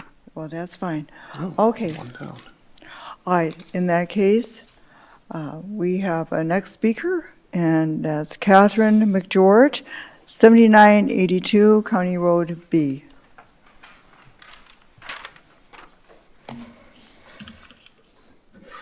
Hello. Yeah, my name is Kathy McGeorge. I live on County Road B between Tyrannina Park and Rock Lake Park. The property's been in my family for nearly 50 years, and I'm here to express my strong opposition to the zoning amendment and building proposal presented by Wangard. County Road B on the north end of Rock Lake is unsafe for pedestrians and bicycles. In fact, 10 years ago, the town of Lake Mills required property owners on County B to relocate their mailboxes across the street. The requirement was issued out of concern for our safety to cross the street to get our mail. I assure you that the traffic on that stretch has significantly increased in 10 years. I would also like to point out the analysis done by Wangard in early October is not accurate, considering peak traffic in that area occurs between May 1st and October 1st. I would suggest a traffic analysis be done between June and August, and that would accurately assess the volume of traffic. I would also like to point out that anytime there's a delay on I-94 between Highway 89 and Madison, the alternate route is B and BB, and it doubles. In addition, the fact that the proposed site is a historic landfill not licensed by the DNR poses environmental risk. The requirements prior to 1970 for these sites were inconsistent, and it's difficult to identify what types of waste they contain. The developer needs to uncap and recap the soil protection. Disruption of the soil cap and dewatering activities in or near areas of waste cause the contaminants to be pulled into previously uncontaminated soils. The site is dangerously close to Rock Lake and Tyrannina Park, which we've already said should not be put at risk of contamination. But I'd also like to point out that park was willed to the city by Reverend Updike with the intention to preserve the nature and serenity of the area.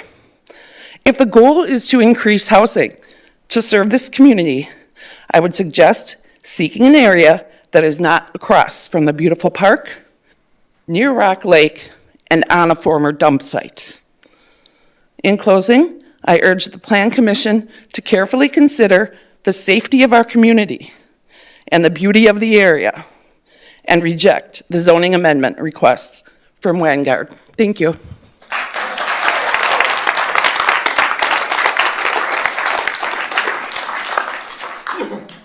The next speaker is Teresa Peterson, West 7872 County Road B. Hi, my name is Teresa Peterson, and I own the property at W7872, which is actually the last property on Bade Lane. I have so many of the same concerns as everybody else. My property is on a well, and I'm worried about the contamination. Furthermore, on October 15th of this year, I had a gentleman that came onto my property, and he stated that he owned my property and was going to build apartments on the property. One of the other concerns has been the entrance to Bade Lane. Hearing tonight that we're going to have paid access really tells me what the true intent here is, which is the three of us on Bade Lane with this paid access probably would get landlocked out of our properties.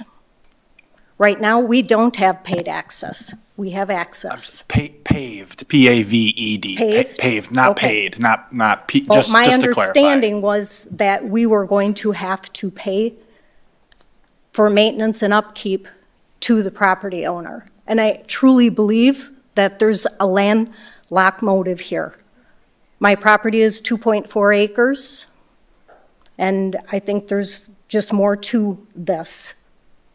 Tied in with all of that, I moved to Lake Mills 5 years ago. I own a small business, and I moved my business to Lake Mills. I provide service to a lot of the apartment buildings here in Lake Mills. And I will tell you that when I go to a lot of these apartment buildings to provide service, parking is a huge issue. Many times, I'm parking where I should not be parking. So to say that reducing the amount of parking for them is a good idea, as a service provider, I can tell you it's not a good idea, because I'm parking. I've gotten numerous phone calls being told, hey, it's a fire lane. Well, all the other parking spots are taken, and I'm going to these apartments during the daytime hours. So again, I'm asking everybody here tonight to take into consideration what's being said. I used to live in Sun Prairie for 25 years. I left there because of what Sun Prairie turned into with all the extreme growth. I moved to Lake Mills. The one thing that I don't want to see is Lake Mills become Sun Prairie.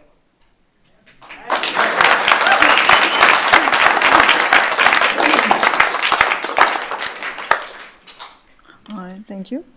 Our next speaker is Carrie George Denson, North 6545 Shorewood Hills Road. Carrie George Denson, you said you wanted the full name. Yep, N6545 Shorewood Hills Road. We, the Lake Mills Township residents, are the ones who must deal with the increased traffic on our small two-lane road with no sidewalks or even shoulders, not the builder and not the city. Now, the traffic study, as you heard, was done in October, not during the summer when we have the tourists and the vehicles pulling boats. So how do you improve County Trunk B? To widen it along the north shore of Rock Lake, you have to remove the trees between the road and the shoreline. On the residential side, you have to remove those full-grown trees right up next to the road. And when you widen the road and put in the shoulders, that road is going to be almost in your front yard. Is this really an improvement? The city of Lake Mills says it needs to grow. So how about filling up those empty stores downtown? How about building an apartment on the site of the deteriorating Century Building? If this apartment were built north of the interstate or on the empty Century site, no one would even be at this meeting tonight. The builder will make a profit, which we do not deny him, and the city of Lake Mills will get the increased property taxes. We, the residents of Lake Mills Township, we pay the bill for both with our quality of life. Thank you.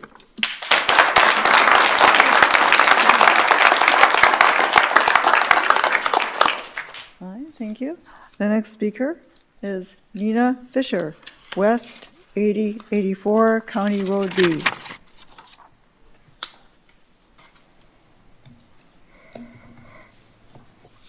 All right. Good evening. Thank you for allowing me to speak. Oh, my name is Dana Fisher. I live at W8084 County Road B. Thank you for allowing us all to speak, and thank you for all of you who spoke and articulated all the concerns that I have as well and also agree with.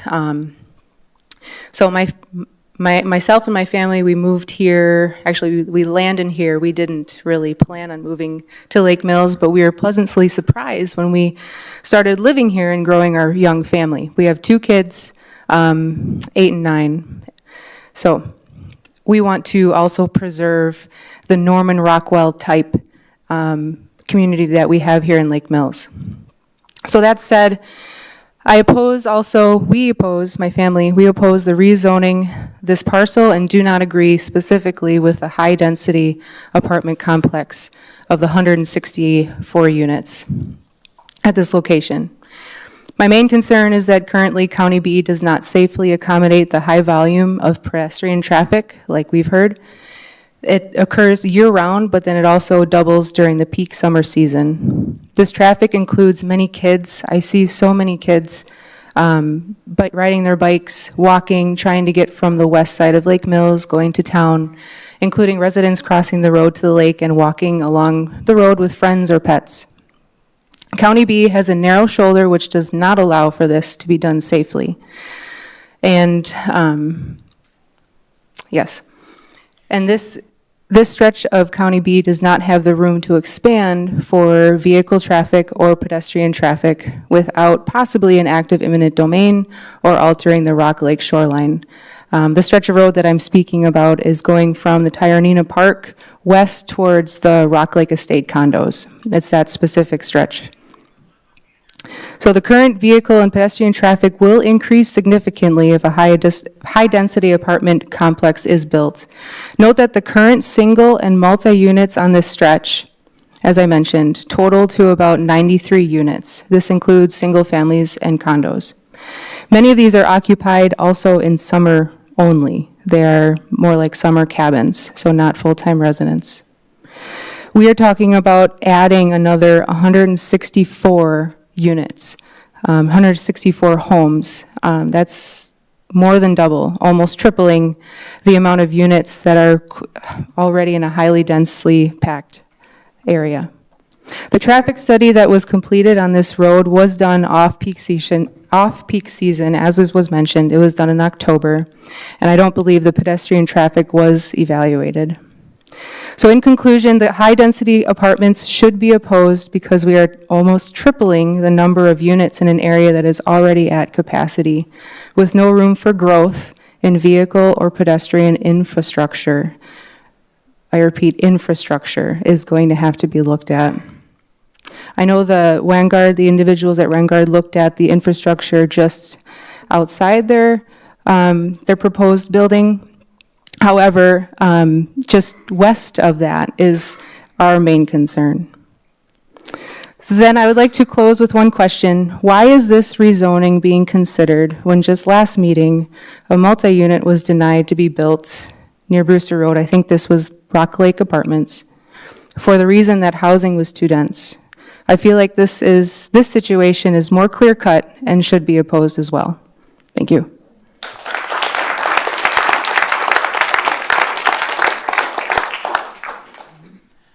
Thank you.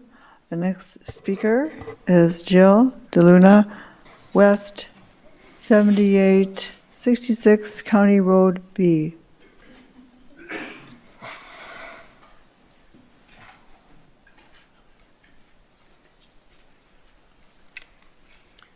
Hi. Oh, can you hear me now? My name is Jill DeLuna. I live at W7866 County Road B. Can I get that picture that I requested, please? It's got to do with what I have to explain. I asked them to pull up a picture for me if they could. Anyways, okay, it's not a very good representation, but what I'd like to talk about is the neighborhood and how the neighborhood is going to be affected. I don't know if anybody here knows this. My house is right there. I'm sorry, but can she please speak into the microphone? Okay, well, where I pointed is where my house is. Not far away from me is my neighbor. There are 1, 2, 3 on the corner, another couple on the other side. It's surrounded by single-family residential homes. They're small homes. This does not fit the neighborhood one bit. We're worried about privacy. You got 2-story, 3-story buildings. I have all windows in front of my house. I showed you exactly where I am to that lot line. I'm almost on top of that lot line. My neighbors, all windows in the front of their house. The front of their house is right at that top peak where you guys want to put that big sign that says, "Welcome to Lake Mills." That's the only view they're ever going to have again. My view is going to be the back of that building at the top there in the front. It's all I'm ever going to see. It's not a very good picture to represent where the houses are, but we're all very, very close to that. Okay, it's the issue of the foot traffic, because they want to put walking paths along the edge. You see that walking path right there? I can't go up and show you because I have to be by the thing. But the walking path along the top, that is less than 70 feet from my front door. You can look right into my house. I had somebody over there the other day. I showed him where it was. He could tell you, you can look right in my windows. I have all lace curtains, by the way. Not very private, but I always had this kind of privacy. Now, a property owner has a right. They have a right to quiet enjoyment. It's a right of a property owner. There will be no quiet enjoyment for anybody who lives around this property ever again. We're talking about the nuisance of extra foot traffic, extra car traffic, extra noise, extra smoke from grilling, extra smells, and they say their lights are going to be low light. What about all the lights from the apartments? 164 apartments lit up at night. That's a lot of light. Ma'am, we're close to 3 minutes. Okay, you can't build a fence tall enough to stop 2-story and 3-story buildings from looking down into your house. It's not even possible. You'd have to build a huge wall. Okay, it's going to be a huge nuisance, an infringement of our right to quiet enjoyment. It's not going to give us any kind of privacy in our yards, in our homes, anywhere around there. And my last thing I want to bring up is Beatty Lane. My maiden name is Beatty. My family has lived there since the citizenship of my great-grandfather in 1919. We've been there on that property. That is not, as they said in the proposal, a 2-lane road. No. It's barely a 1-lane road. I had pictures to show you, but I can't because I couldn't print them last night, and I even tried getting my neighbors to print them. We can't get them to print. I could definitely come up and show you. It's a steep, steep hill that goes down. When they come up in the winter, you got to have a run and start. You go ahead and change this road with any kind of variance to make a turn at the top in the winter, we're all going to be ending up on the other side of that road. We're not going to be able to do that. We're going to be spinning there. We're still responsible for plowing the snow. Right now, the snow just goes off to the side of Beatty Lane in that empty area that I referred to up there. They said we could put it right at the edge there and build a big pile of snow that none of the residents will ever be able to see around. There's just no room. They have maximized every inch of this property. They have overused this property. People are going to be crammed in like cows at a barn sale. It'll be just like that. There's just no room there. Everybody else suggested another location. That would be great. Something Ma'am. less you have intrusive. 5.5 minutes. Any more? All right, thank you very Thank you. much. Just one more thing. Everybody asked you about the consideration for the city. Think gotta be about at the mic. yourselves and if you would want to be there. Yeah. Would you?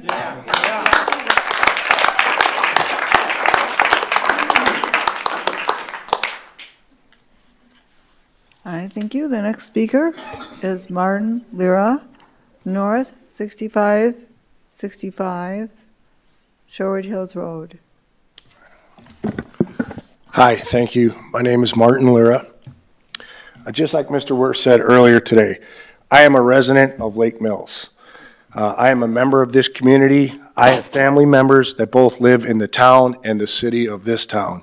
I've been coming to this town for 47 years. I've been living here for 33.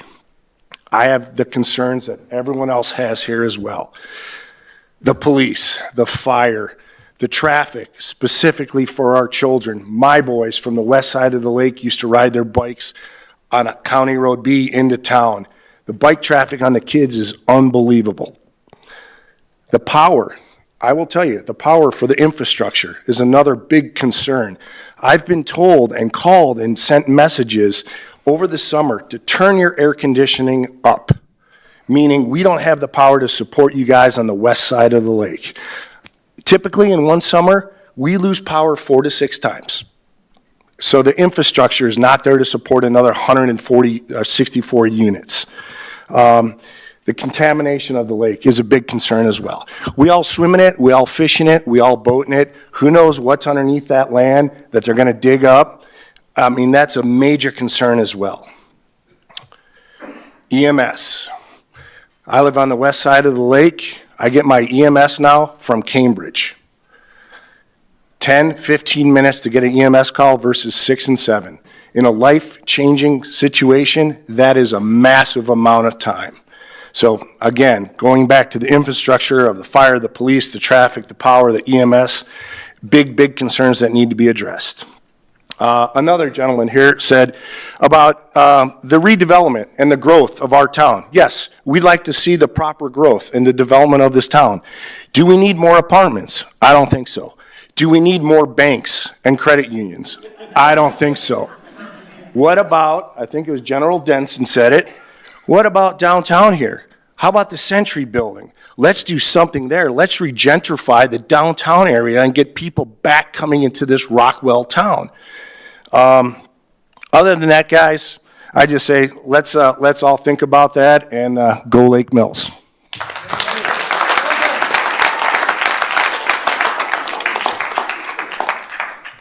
Thank you. Our next speaker is Jim Hale, 517 Tower Street.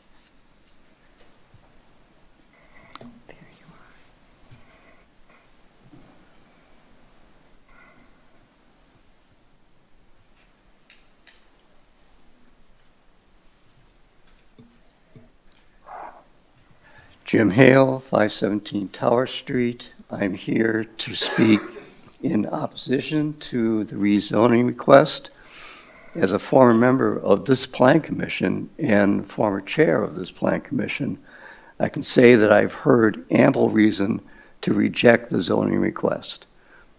I would add a technical but possibly important consideration that this proposed change is a violation of state statutes prohibiting spot zoning, which is defined as a change in zoning of a small parcel of land that differs from the surrounding land use, usually to the benefit of the landowner.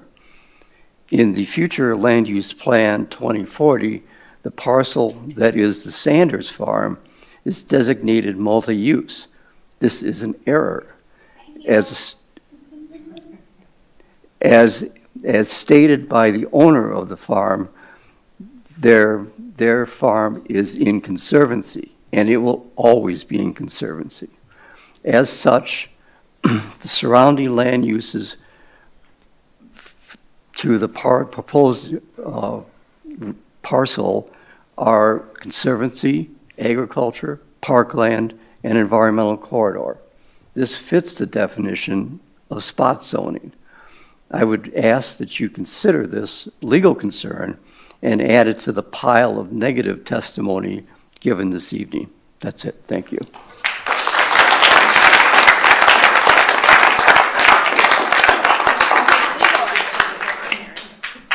All right, thank you. Our next speaker is Lynette Smith, 202 Lakeview. I'm not following that. My name is Lynette Smith. I live at 202 Lakeview Avenue. Ditto. I just thought it was important that people who weren't living on B come here so that you realize that it's not just not in my backyard. Anyone I've spoken to in our community is so vehemently opposed to this. And I think you're aware of it just by the people in this room tonight. I'm sure quite often your meetings are kind of dozers. And I'm sure your job is very, very difficult, and thank you for your service. But I would think tonight your job is pretty easy, because I don't think there's any way any of you are thinking, well, this is a good idea, and I'm in agreement with you. It's not. Thank you.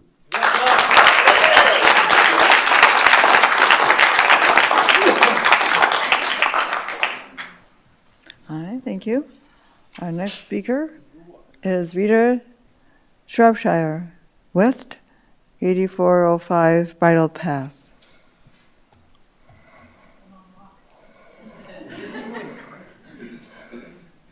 Hi. I don't know if anybody else here works in our school district, and I hope I represent it well. I do.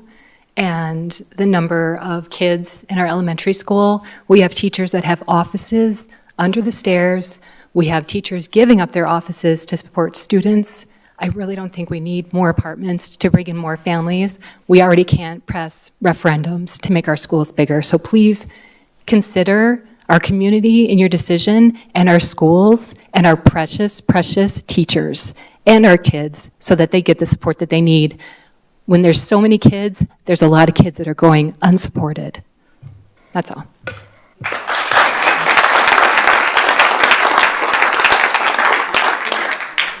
All right, thank you. The next speaker is Julianne Smith, 204 Crestview Lane.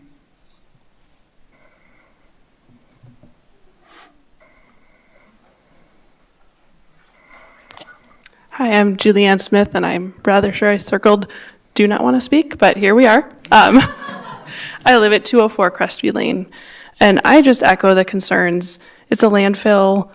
I've seen too many lawsuits and too many problems about people who disturbed soil in the past, the risk from that, and we would all bear the consequences of a dirty lake and lawsuits and illness. That's not a risk worth taking.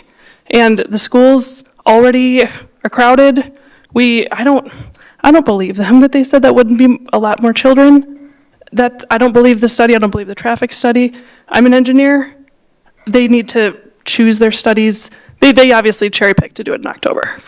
Let's be honest. So I think there are a lot of concerns about this location, and I think any other location, there are a lot of other choices. And these buildings are hideous. Let's be honest. They're really ugly. They would fit really well. I used to live in downtown Milwaukee. They would have fit perfectly there. They would fit beautifully in Tosa, where you have buses. You don't need parking spaces for everyone. What about the 3-bedroom? What about families with teenagers or a widowed mother-in-law living with them? 4, 5 cars per unit per 3-bedroom? It's not outlandish. So for a wide variety of reasons that are a little scattered, because again, the circling no, please listen to your citizens. Thank you.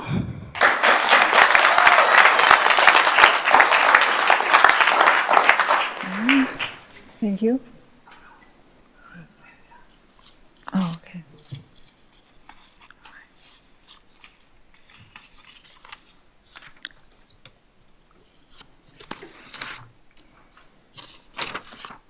All right, our next speaker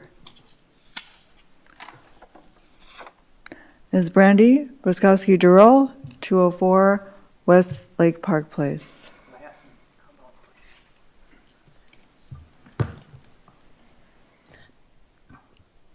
Hi, I'm Brandy Broskowski-Duro, 204 West Lake Park Place, Lake Mills. I'm speaking tonight on behalf of myself, my family, my grown children, and my grandkids. The decision tonight about rezoning that parcel of land is something that we really need to think in terms of future generations, and will they look back upon decisions like this if we put in a multifamily and say, what were they thinking? To ruin the aesthetics of the area that sits across from Tyranina and to endanger people on a narrow little stretch of highway when there are ample places around Lake Mills that would be better suited for multifamily units and that would bring in the tax dollar that I know the city needs.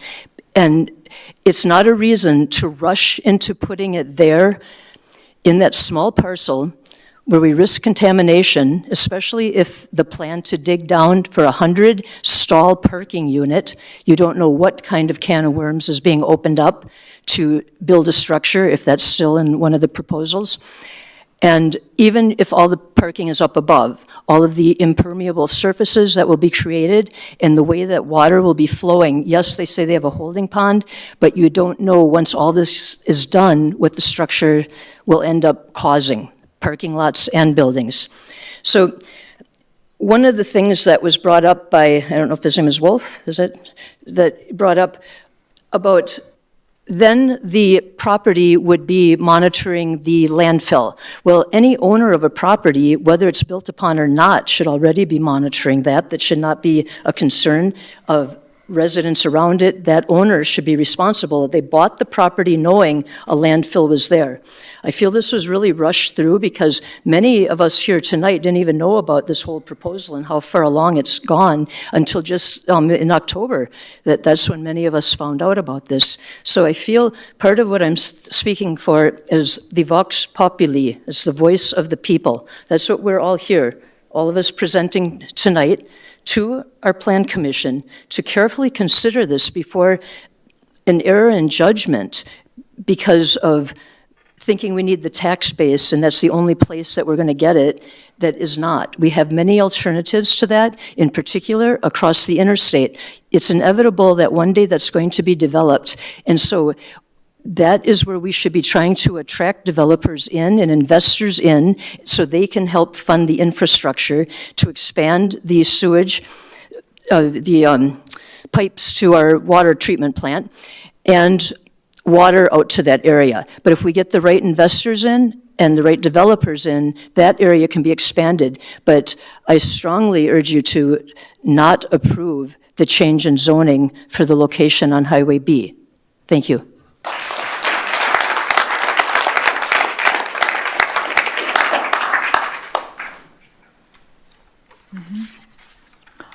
All right, that is that's the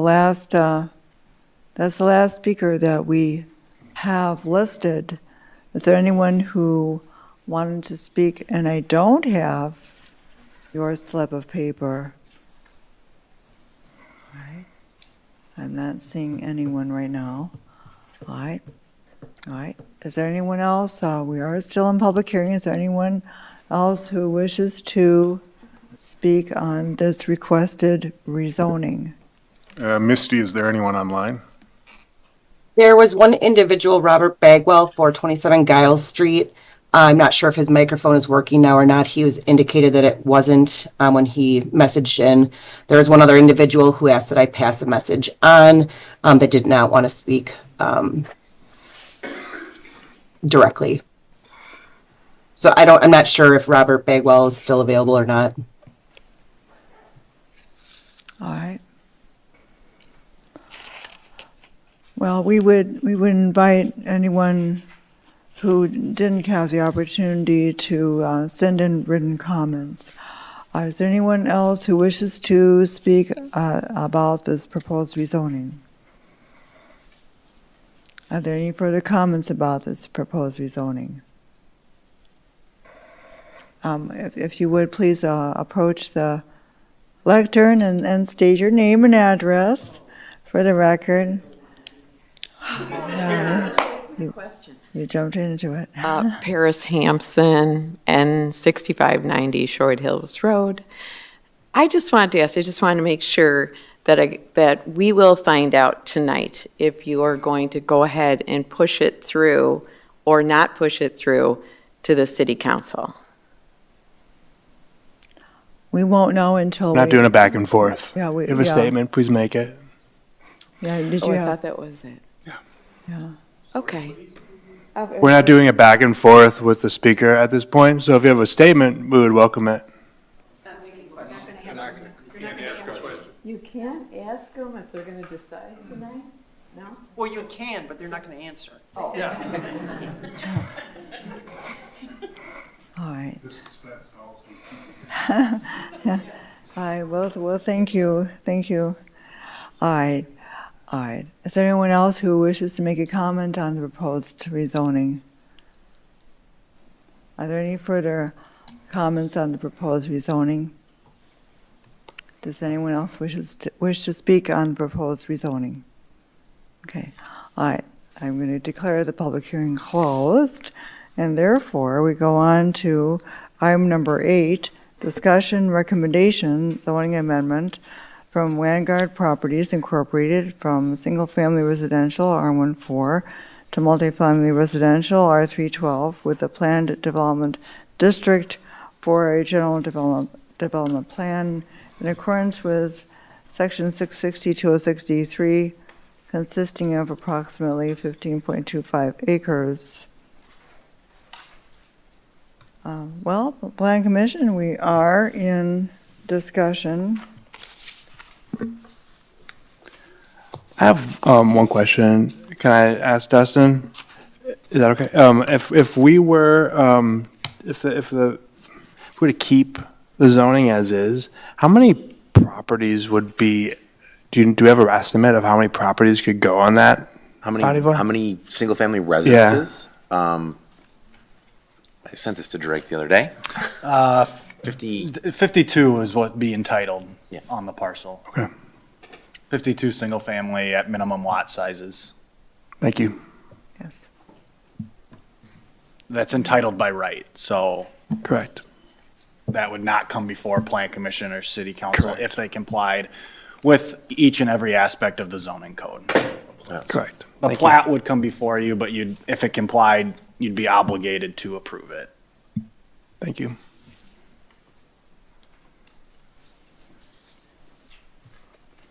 All right. Well, Plan Commissioners, do you have any other questions of staff, or do you have questions for Wangard? The only thing I'll add right now, which I think will answer the question of the last speaker, do you have to act tonight? The answer is no. No. You do not have to act tonight. No. If you do act tonight, your role tonight is advisory. It is only a recommendation to the city council, so no decision tonight ultimately results in whatever the end result will be. The city council has final say on whether to approve the zoning change because it is consistent with the future land use map that was adopted by the Plan Commission and the city council. So the future land use map, the comprehensive plan require approval by both the Plan Commission and the city council. Because that has already occurred and slotted this as multifamily, the city council has final say on whether to approve the zoning change. Future land use plan. We're not taking public comment right now. Thank you.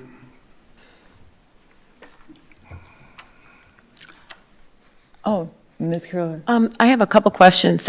So some of the citizen comments talked about number of school children, and I think there was something in Wangard's submittal. I don't recall the number they have. It was less than 10 of what they were projecting for number of students. Do we have any other sources of information about, like other multifamily in our area? How many students have, is there anything else that we can compare that to try to, some people felt like maybe that number was low. So I'm just wondering if we have any other data to help us think about that.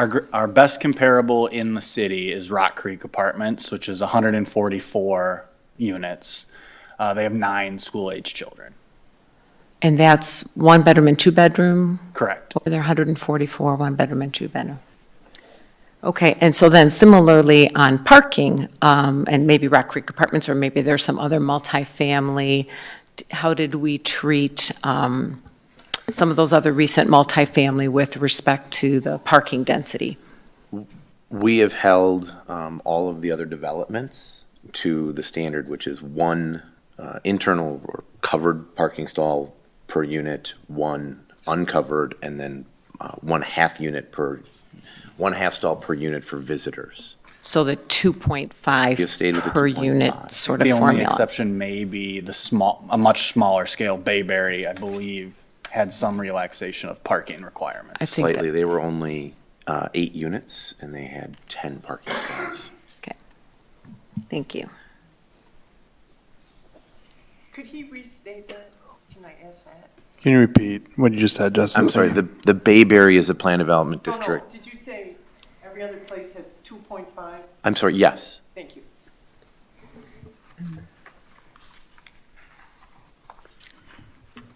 So the question I have before us is whether or not we want to go from single-family to multifamily. Is that correct? The zoning change and general development plan Okay, that's the general question. So if we were to vote in favor of that, does that give the green light to Wangard? No, it has to go to the city council. And if you vote not to. Does it also give the green light to future development on that site, whatever that might be? Yeah, the rezone Yeah. stays with the property. Well, there's a caveat to that. With the Because of the PDD. PDD overlay, the Planned Development District overlay, that's why you're seeing a general development plan in front of you. That process runs alongside the zoning change in this circumstance. So you're requesting a change to R312 with the PDD overlay.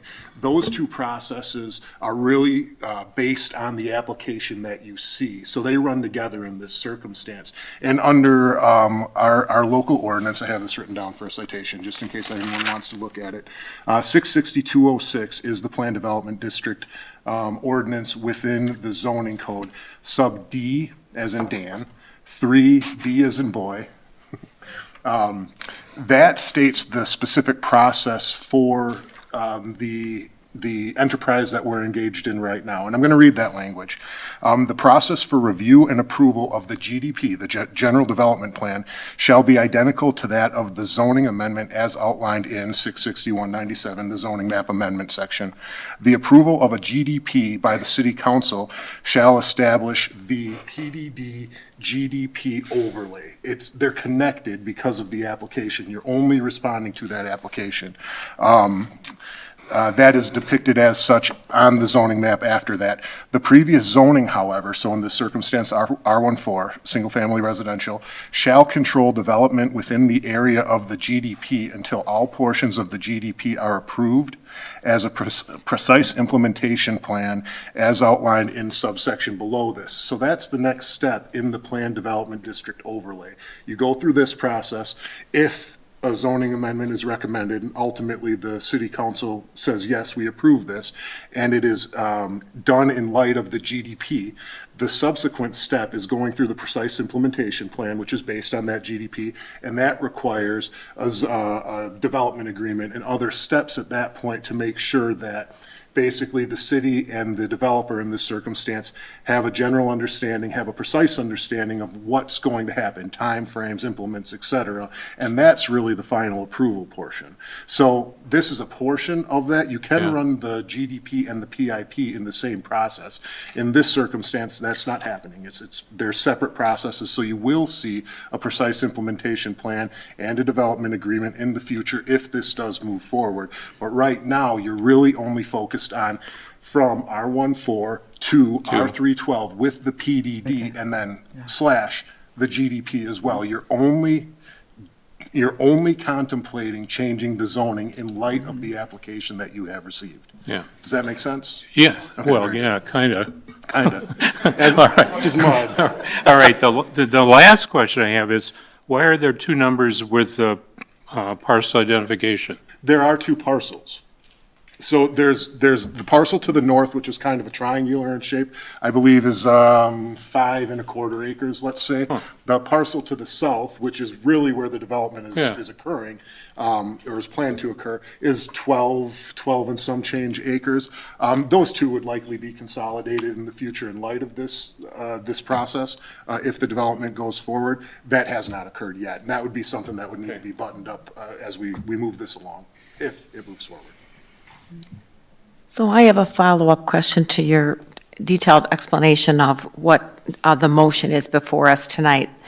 And maybe I'll just ask it in a different way. So you described that the zoning amendment and the general development plan under a planned development district, the PDD? Yes. Go together. Must they go together? So in other words, could the Plan Commission make a recommendation? We heard a lot of concerns about a lot of issues tonight, and I want to make sure there's an opportunity to address those to the best of our ability, but could we separate those two and make a recommendation on a change in zoning without making a recommendation on the general development plan at the same time? I'm going to let Dustin speak on this as well, because I'm sure he has something to say. That's actually kind of a tough question. Yes, it's within your jurisdiction. It's within your purview as the Plan Commission. You could recommend, hey, just in light of this property being identified in the future land use plan as R312 or mixed use multifamily, you could recommend just do that. Just change it from R14 to R312 and kind of abandon that GDP aspect at this point. That doesn't answer the application that's in front of you, but you could do that. I don't really know, like, logistically what that looks like, because the council is going to receive a recommendation from you, and they're going to have to address the entire application as it is, which is the PDD overlay as well as the GDP. So yes, you can make whatever recommendation that you'd really like. I think in light of the future land use map, that issue does need to be addressed. Is this zone for multifamily use in the future in accordance with the future land use map?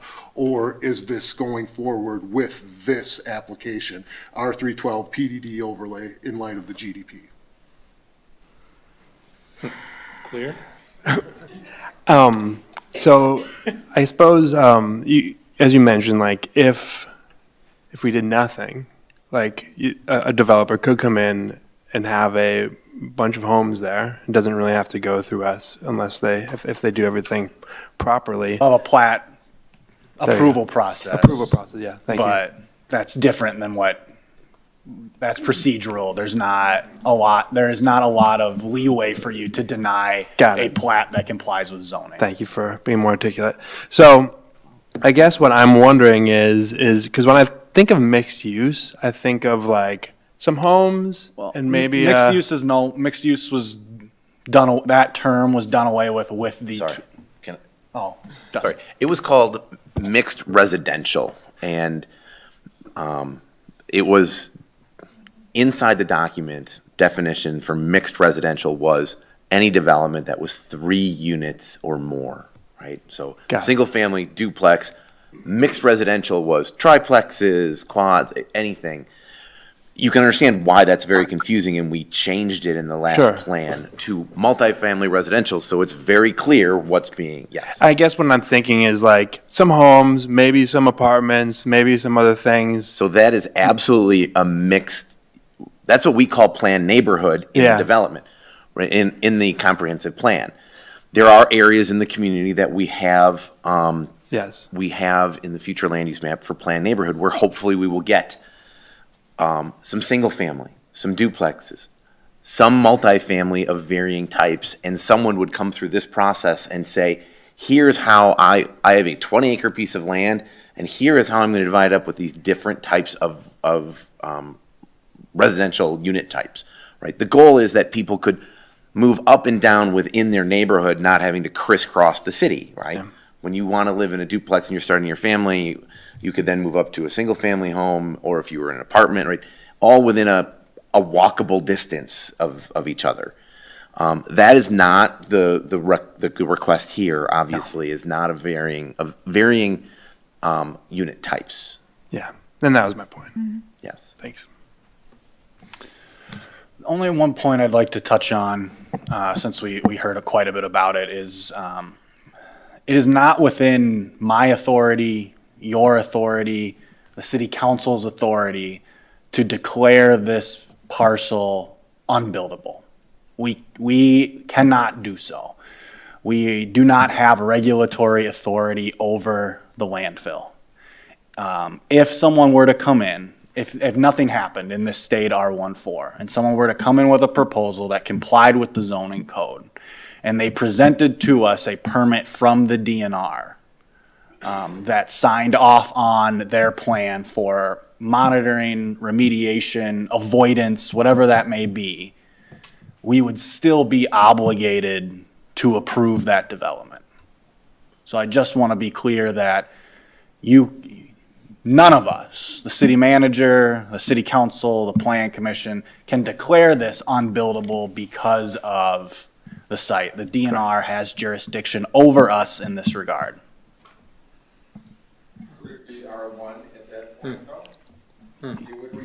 Yes, sir. That's what that was my point, was yes. If nothing happened. Is that true? I'm sorry. We're doing that back and forth again. Sorry, it just gets out of hand if we do that. So I apologize. But So if it stayed R14, no zoning change occurred. Nothing changed. You would then be able. If you change it to the multifamily, I'm sorry. Excuse me, we're having the plan commission this is a really long meeting. deliberation, I've so. seen this go really sideways before. I really apologize, but I just can't do it. Yeah, I'm sorry. It's the plan commission discussion now.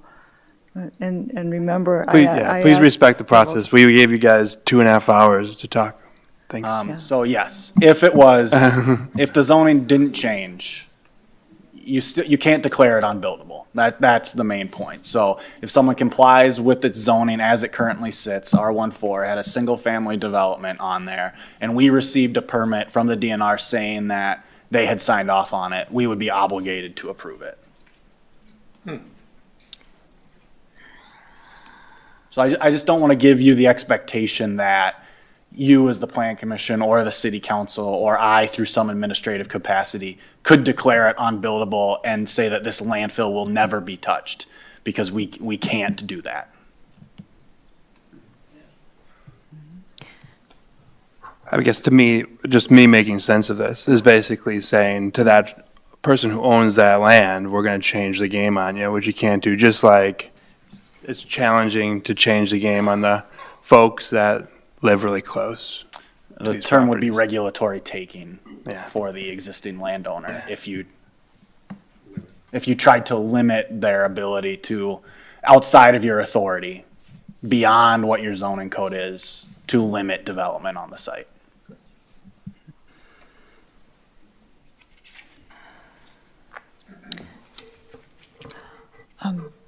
I guess I'd like to, please, again, I don't know if it's a clarification, maybe question/comment, but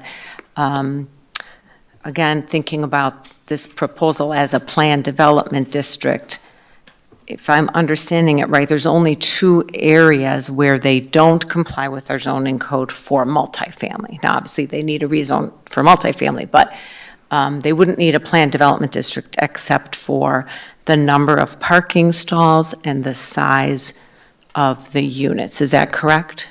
Correct. We have a Okay, so in minimum- all other regards, they meet our multifamily Yes, requirements. and I do want to make it clear, they absolutely comply with our density requirements. They're 9.6 acres proposed, units per acre proposed. We allow up to 14.5. So I want to make clear that it is not a density issue that we are dealing with here. We have a minimum unit size of 800 square feet per unit. And then again, the 2.5 parking stalls per unit in essence. And I guess if I understood what you were saying earlier, Mr. Grady, I agree with you that I'm troubled at the idea of Well, the recent history on this property is that the Plan Commission and City Council approved a change in the future land use map 6 years ago, and then affirmed that again during the rewrite of the comprehensive plan. So I guess I'm troubled that we would be, that sets our vision for what we look for, and as I think it was Mr. Quat said, or maybe it was Mr. O'Connor, the zoning, we have zoning ordinances and plans to tell the community what our expectations are. And people can ask for changes to those, and then we have a processes for doing that. So we've given this property owner reasonable expectation that we would be allowing multifamily here.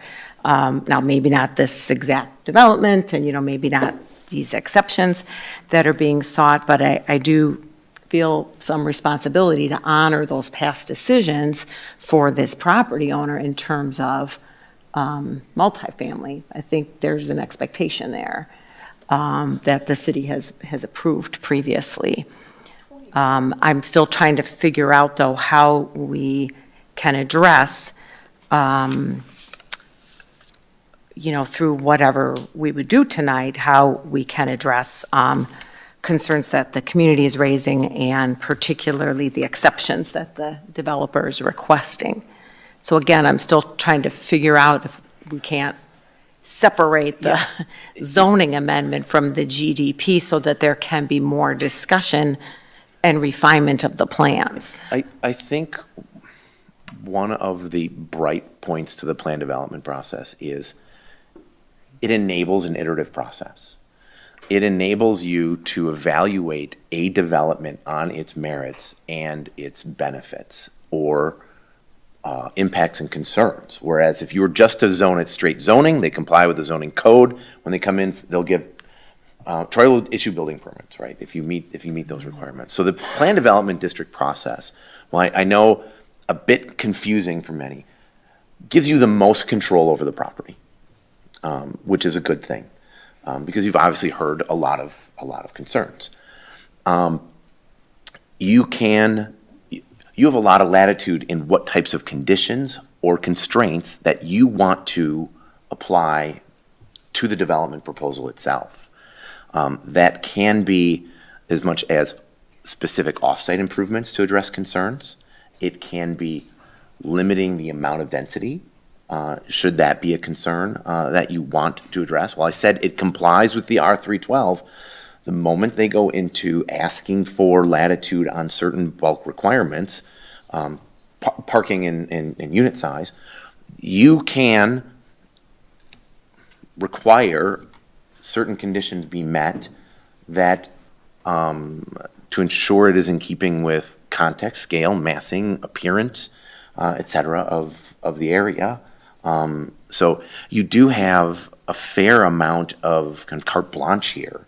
I don't want to say it's a negotiated process, but it's if we give, Mr. Developer, if we give you what you're asking for, what are we getting out of this that makes us as a community and our residents happy?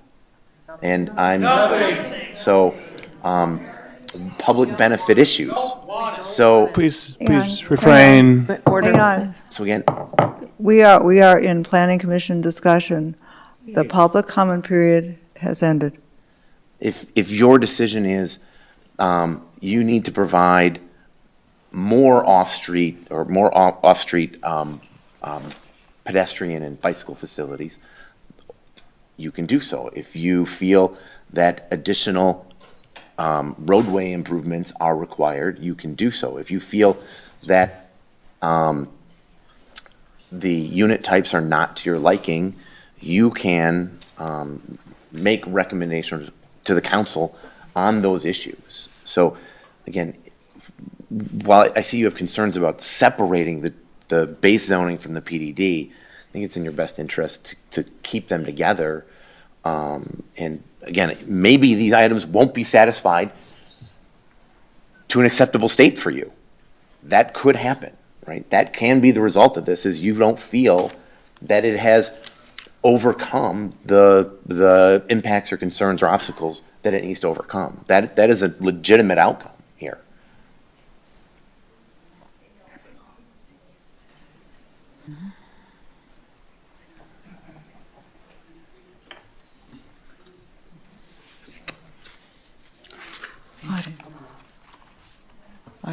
And meanwhile, plan commissioners, there is a motion before us, and what you might want to do, I recommend that you either say yes, or you recommend yes, or you recommend no, or that you table it. But this is what you have in front of you. You don't have something else, like, well, it's just this but not that. This is what you have. You don't have something else. It's just this. So this is what you have in front of you. A recommendation to City Council for zoning amendment. Owner Mike D. Durant. Petitioner Wangard Partners. Vacant land located north of the intersection of Highway B and Highway V, and north and east of Tyrena Park, Lake Mills, Wisconsin. And what this does is this motion lays out the city's zoning authority under Wisconsin state statutes, the city's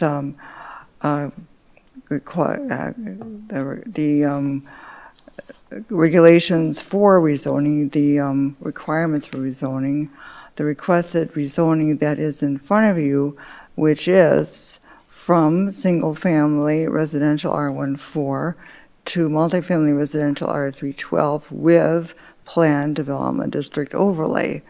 It's not something else. This is what's in front of us.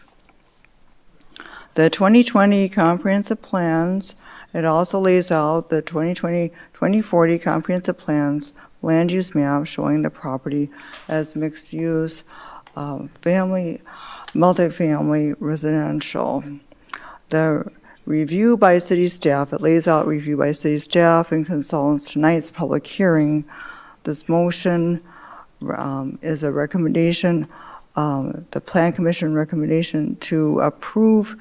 This motion would approve the requested rezoning to the City Council, and we'd be subject to procedural provisions for the zoning amendment set out in Chapter 660 of the Municipal Code. B, the rezoning would be consistent with the City of Lake Mills' future land use map and comprehensive plan. And C, the zoning amendment will not be deemed approved until the site meets requirements identified in the planner's memo. So this is what's in front of us, and the adjunct piece, which would be in front of the City Council if you were to make a recommendation in favor, and this would be the ordinance official zoning map, amending the official zoning map for this parcel. And again, it reads from single-family residential R14 to multifamily with a planned development district overlay, R312 with PDD. So that is what it is. It's not something else. It's what this is. So I think what you have in front of you is that you could, in my view, you could recommend to the City Council yes, or you could recommend no, or you could say we want to table it.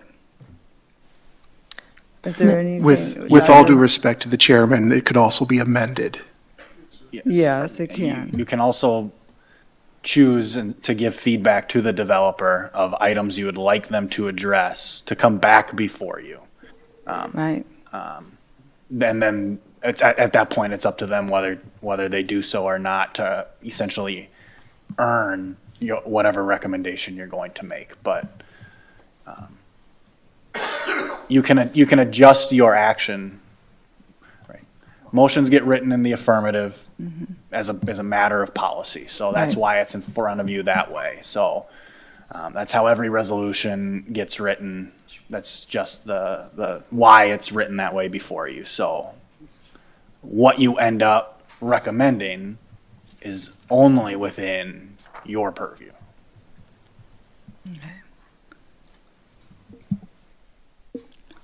Does anyone want to make an amendment to the motion in front of us?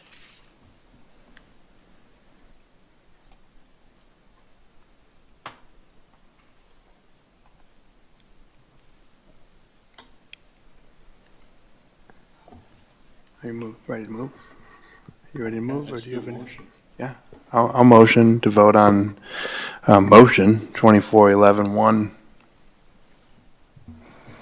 Second. Mason. So you have moved and seconded to vote on motion 24-11-1, to cast a vote on it as it's written. prepared. Okay, all right, so it has been moved by Mr. Grady and seconded by Dr. Mason to take a vote on motion 24-11-1 as presented. Then I'll take a roll call vote. Any further discussion? Yes, please. On that? Yes. So, again, just to make sure that we're all clear, so the third item, or letter C, at the end of that motion says the zoning amendment will not be deemed approved until the site meets the requirements identified in the planner's memo. So the planner's memo identifies a number of issues, including the exceptions that the developer has requested under the general development plan. Is that, and so am I understanding that correct? If we would approve the motion as written, then we are recommending that those exceptions be granted. Correct. Okay. What was the last part that? So for example, the developer's requesting exceptions to our zoning code for the number of required parking and the size of the units. And so if we adopt this motion, we are recommending to the city council rezoning of the property and the general development plan that includes those exceptions. A motion to amend is in order if desired by a member. Again, I thought we are just voting on whether or not to go from single-family to multifamily. Multifamily with the PDD, which includes. We'll give them. Which includes the application. Yeah. And the general development plan that's been submitted with the request for the zoning change. So with that, I'll call a question. Well, we're in the middle of that because now there's been a motion by Mr. Grady and a second by Dr. Mason to vote on the motion 24-11-1 as presented. And is there any further discussion? And then I'll call it. All right, hearing no further discussion, then we'll proceed to the roll call vote on that motion.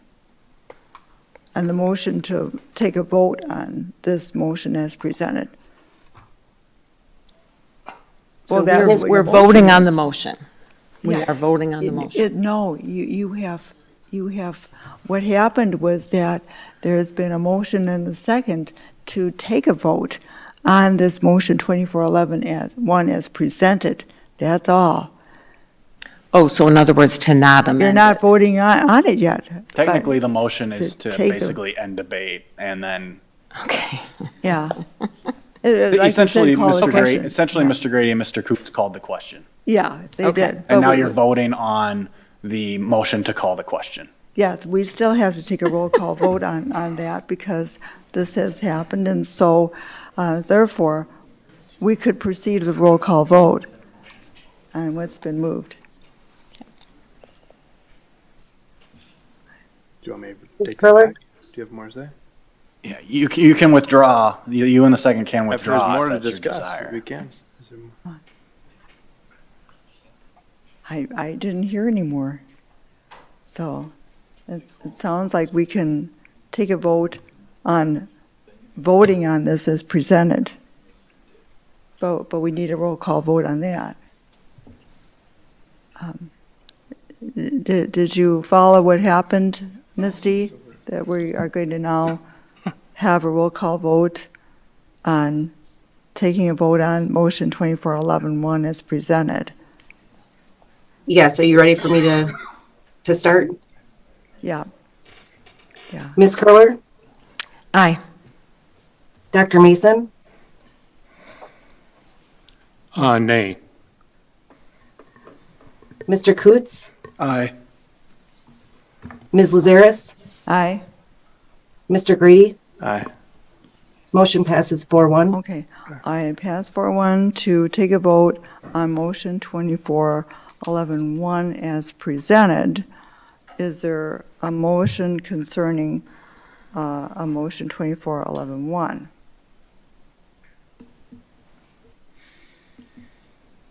So the question's been called, which means that debate has ended, which means that you now need, the only subsequent action that you need to take is to make a motion to approve or make a motion to approve with some kind of amendment to that motion.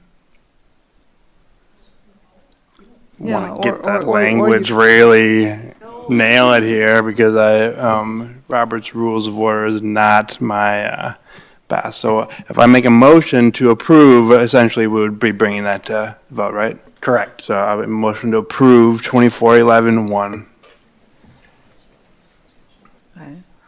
It's been moved by Mr. Grady to recommend approval of 2411-1 to the City Council. Mr. Coots will second. And it's been seconded by Mr. Coots. All right. Is there any discussion?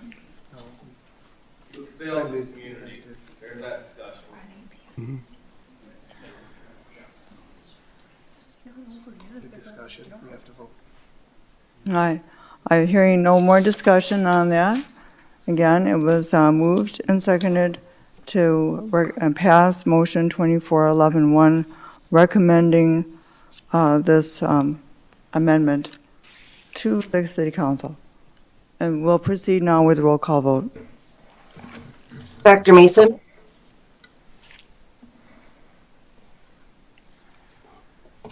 Was that me? Yeah, it's you. Nay. Yeah. Mr. Coots? Aye.